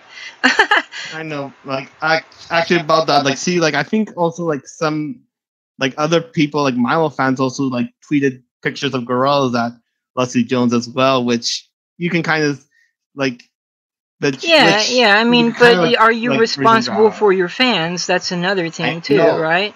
But see, the thing is, if it was, but see, what Milo did was he actually, retweeted, fake tweets that from, it could be out from him or his fans, and of course, what Twitter, revealed, like that can be seen as defamation and breaking the terms of service. So I think the claim that Milo did nothing wrong at all to break and is kind of like that claim is kind of false. Like, Yeah, well, I mean, I've got my own issues with Milo, too. I mean, certainly I think most of us realized that his whole thing with Gamergate was just him trying to ride it to more influence and fame and money, so forth, right? Yeah.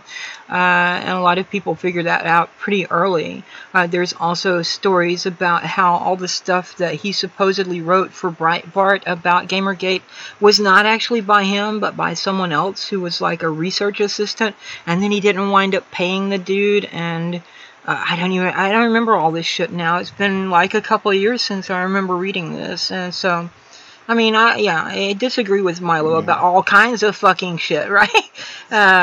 So I mean, I'm not gonna defend him, but you know, if he didn't do anything wrong, and I mean, you know, you've got to think about this thing too.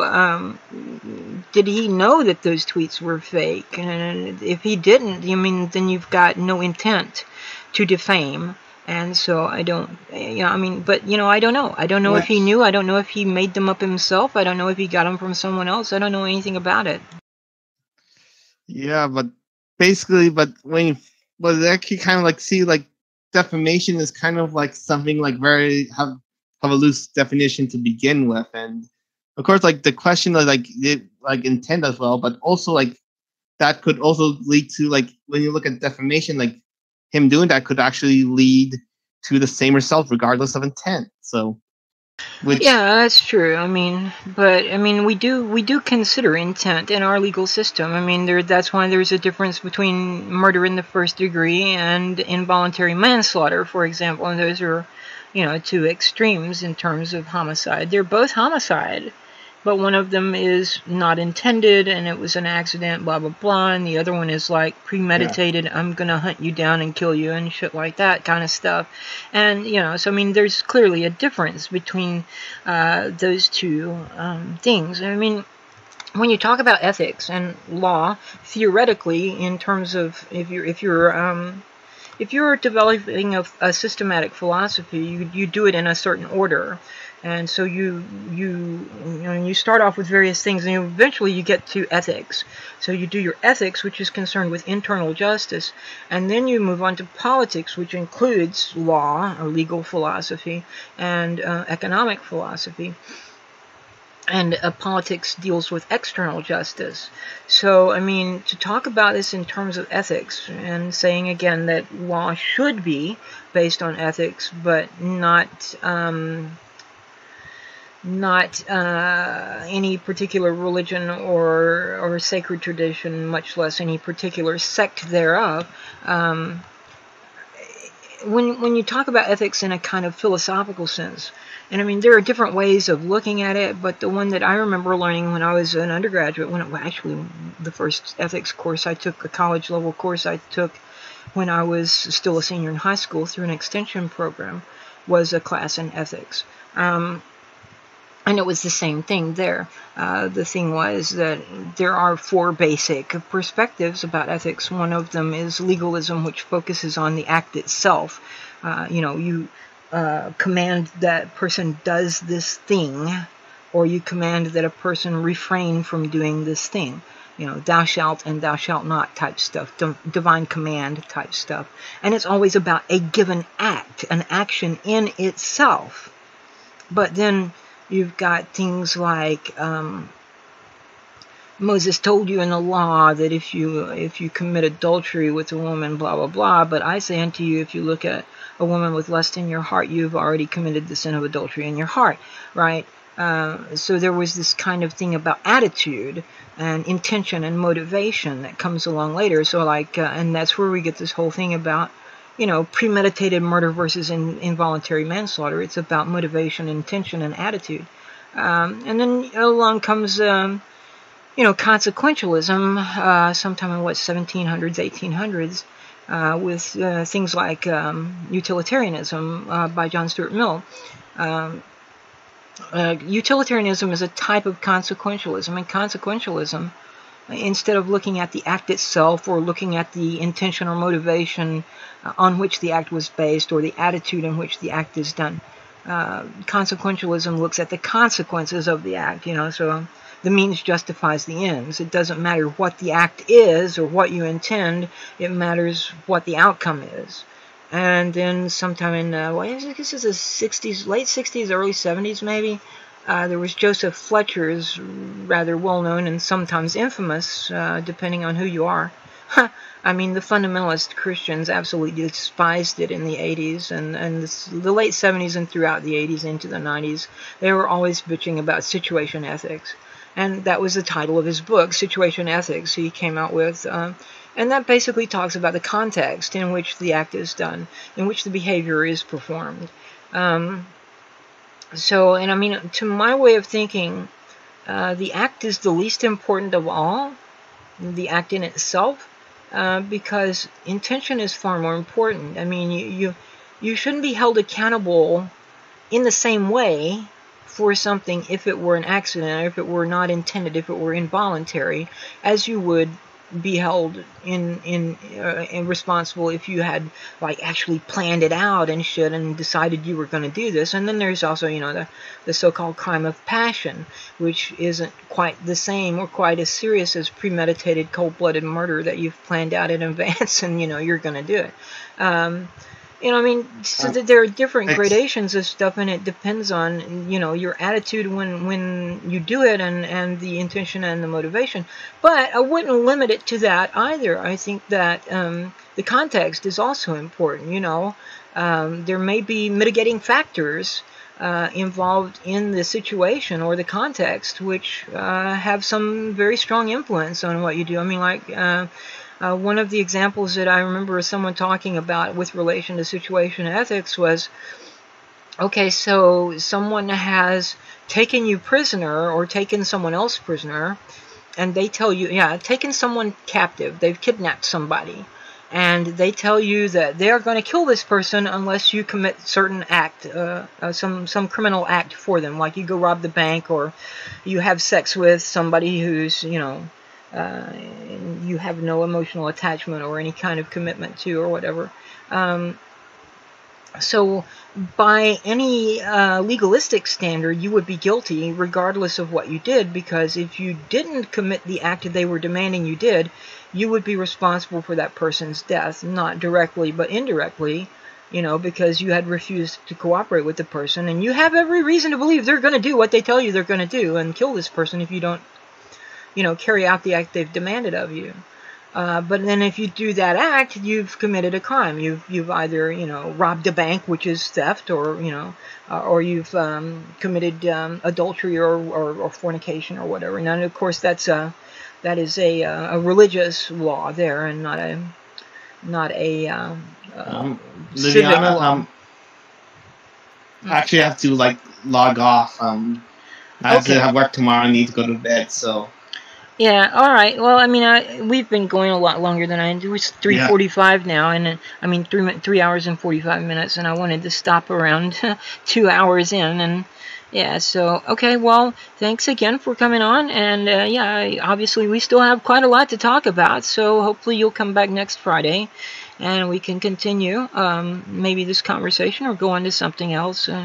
I'm still hoping to get some other people in here. Nick said he would come back sometime eventually. Kraut has said he will join us at some point in time. Hopefully he will. And stuff.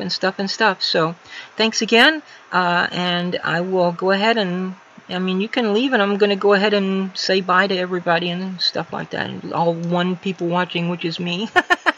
But people that will watch later on. All right. Good night. Good night. All right, so this has been You Don't Have Nixon to Kick Around Anymore, a production of Republic News, and where I'm going to close out now, much longer than I had intended, but that's what happens when I'm a bit sleep deprived, or drunk, or, whatever.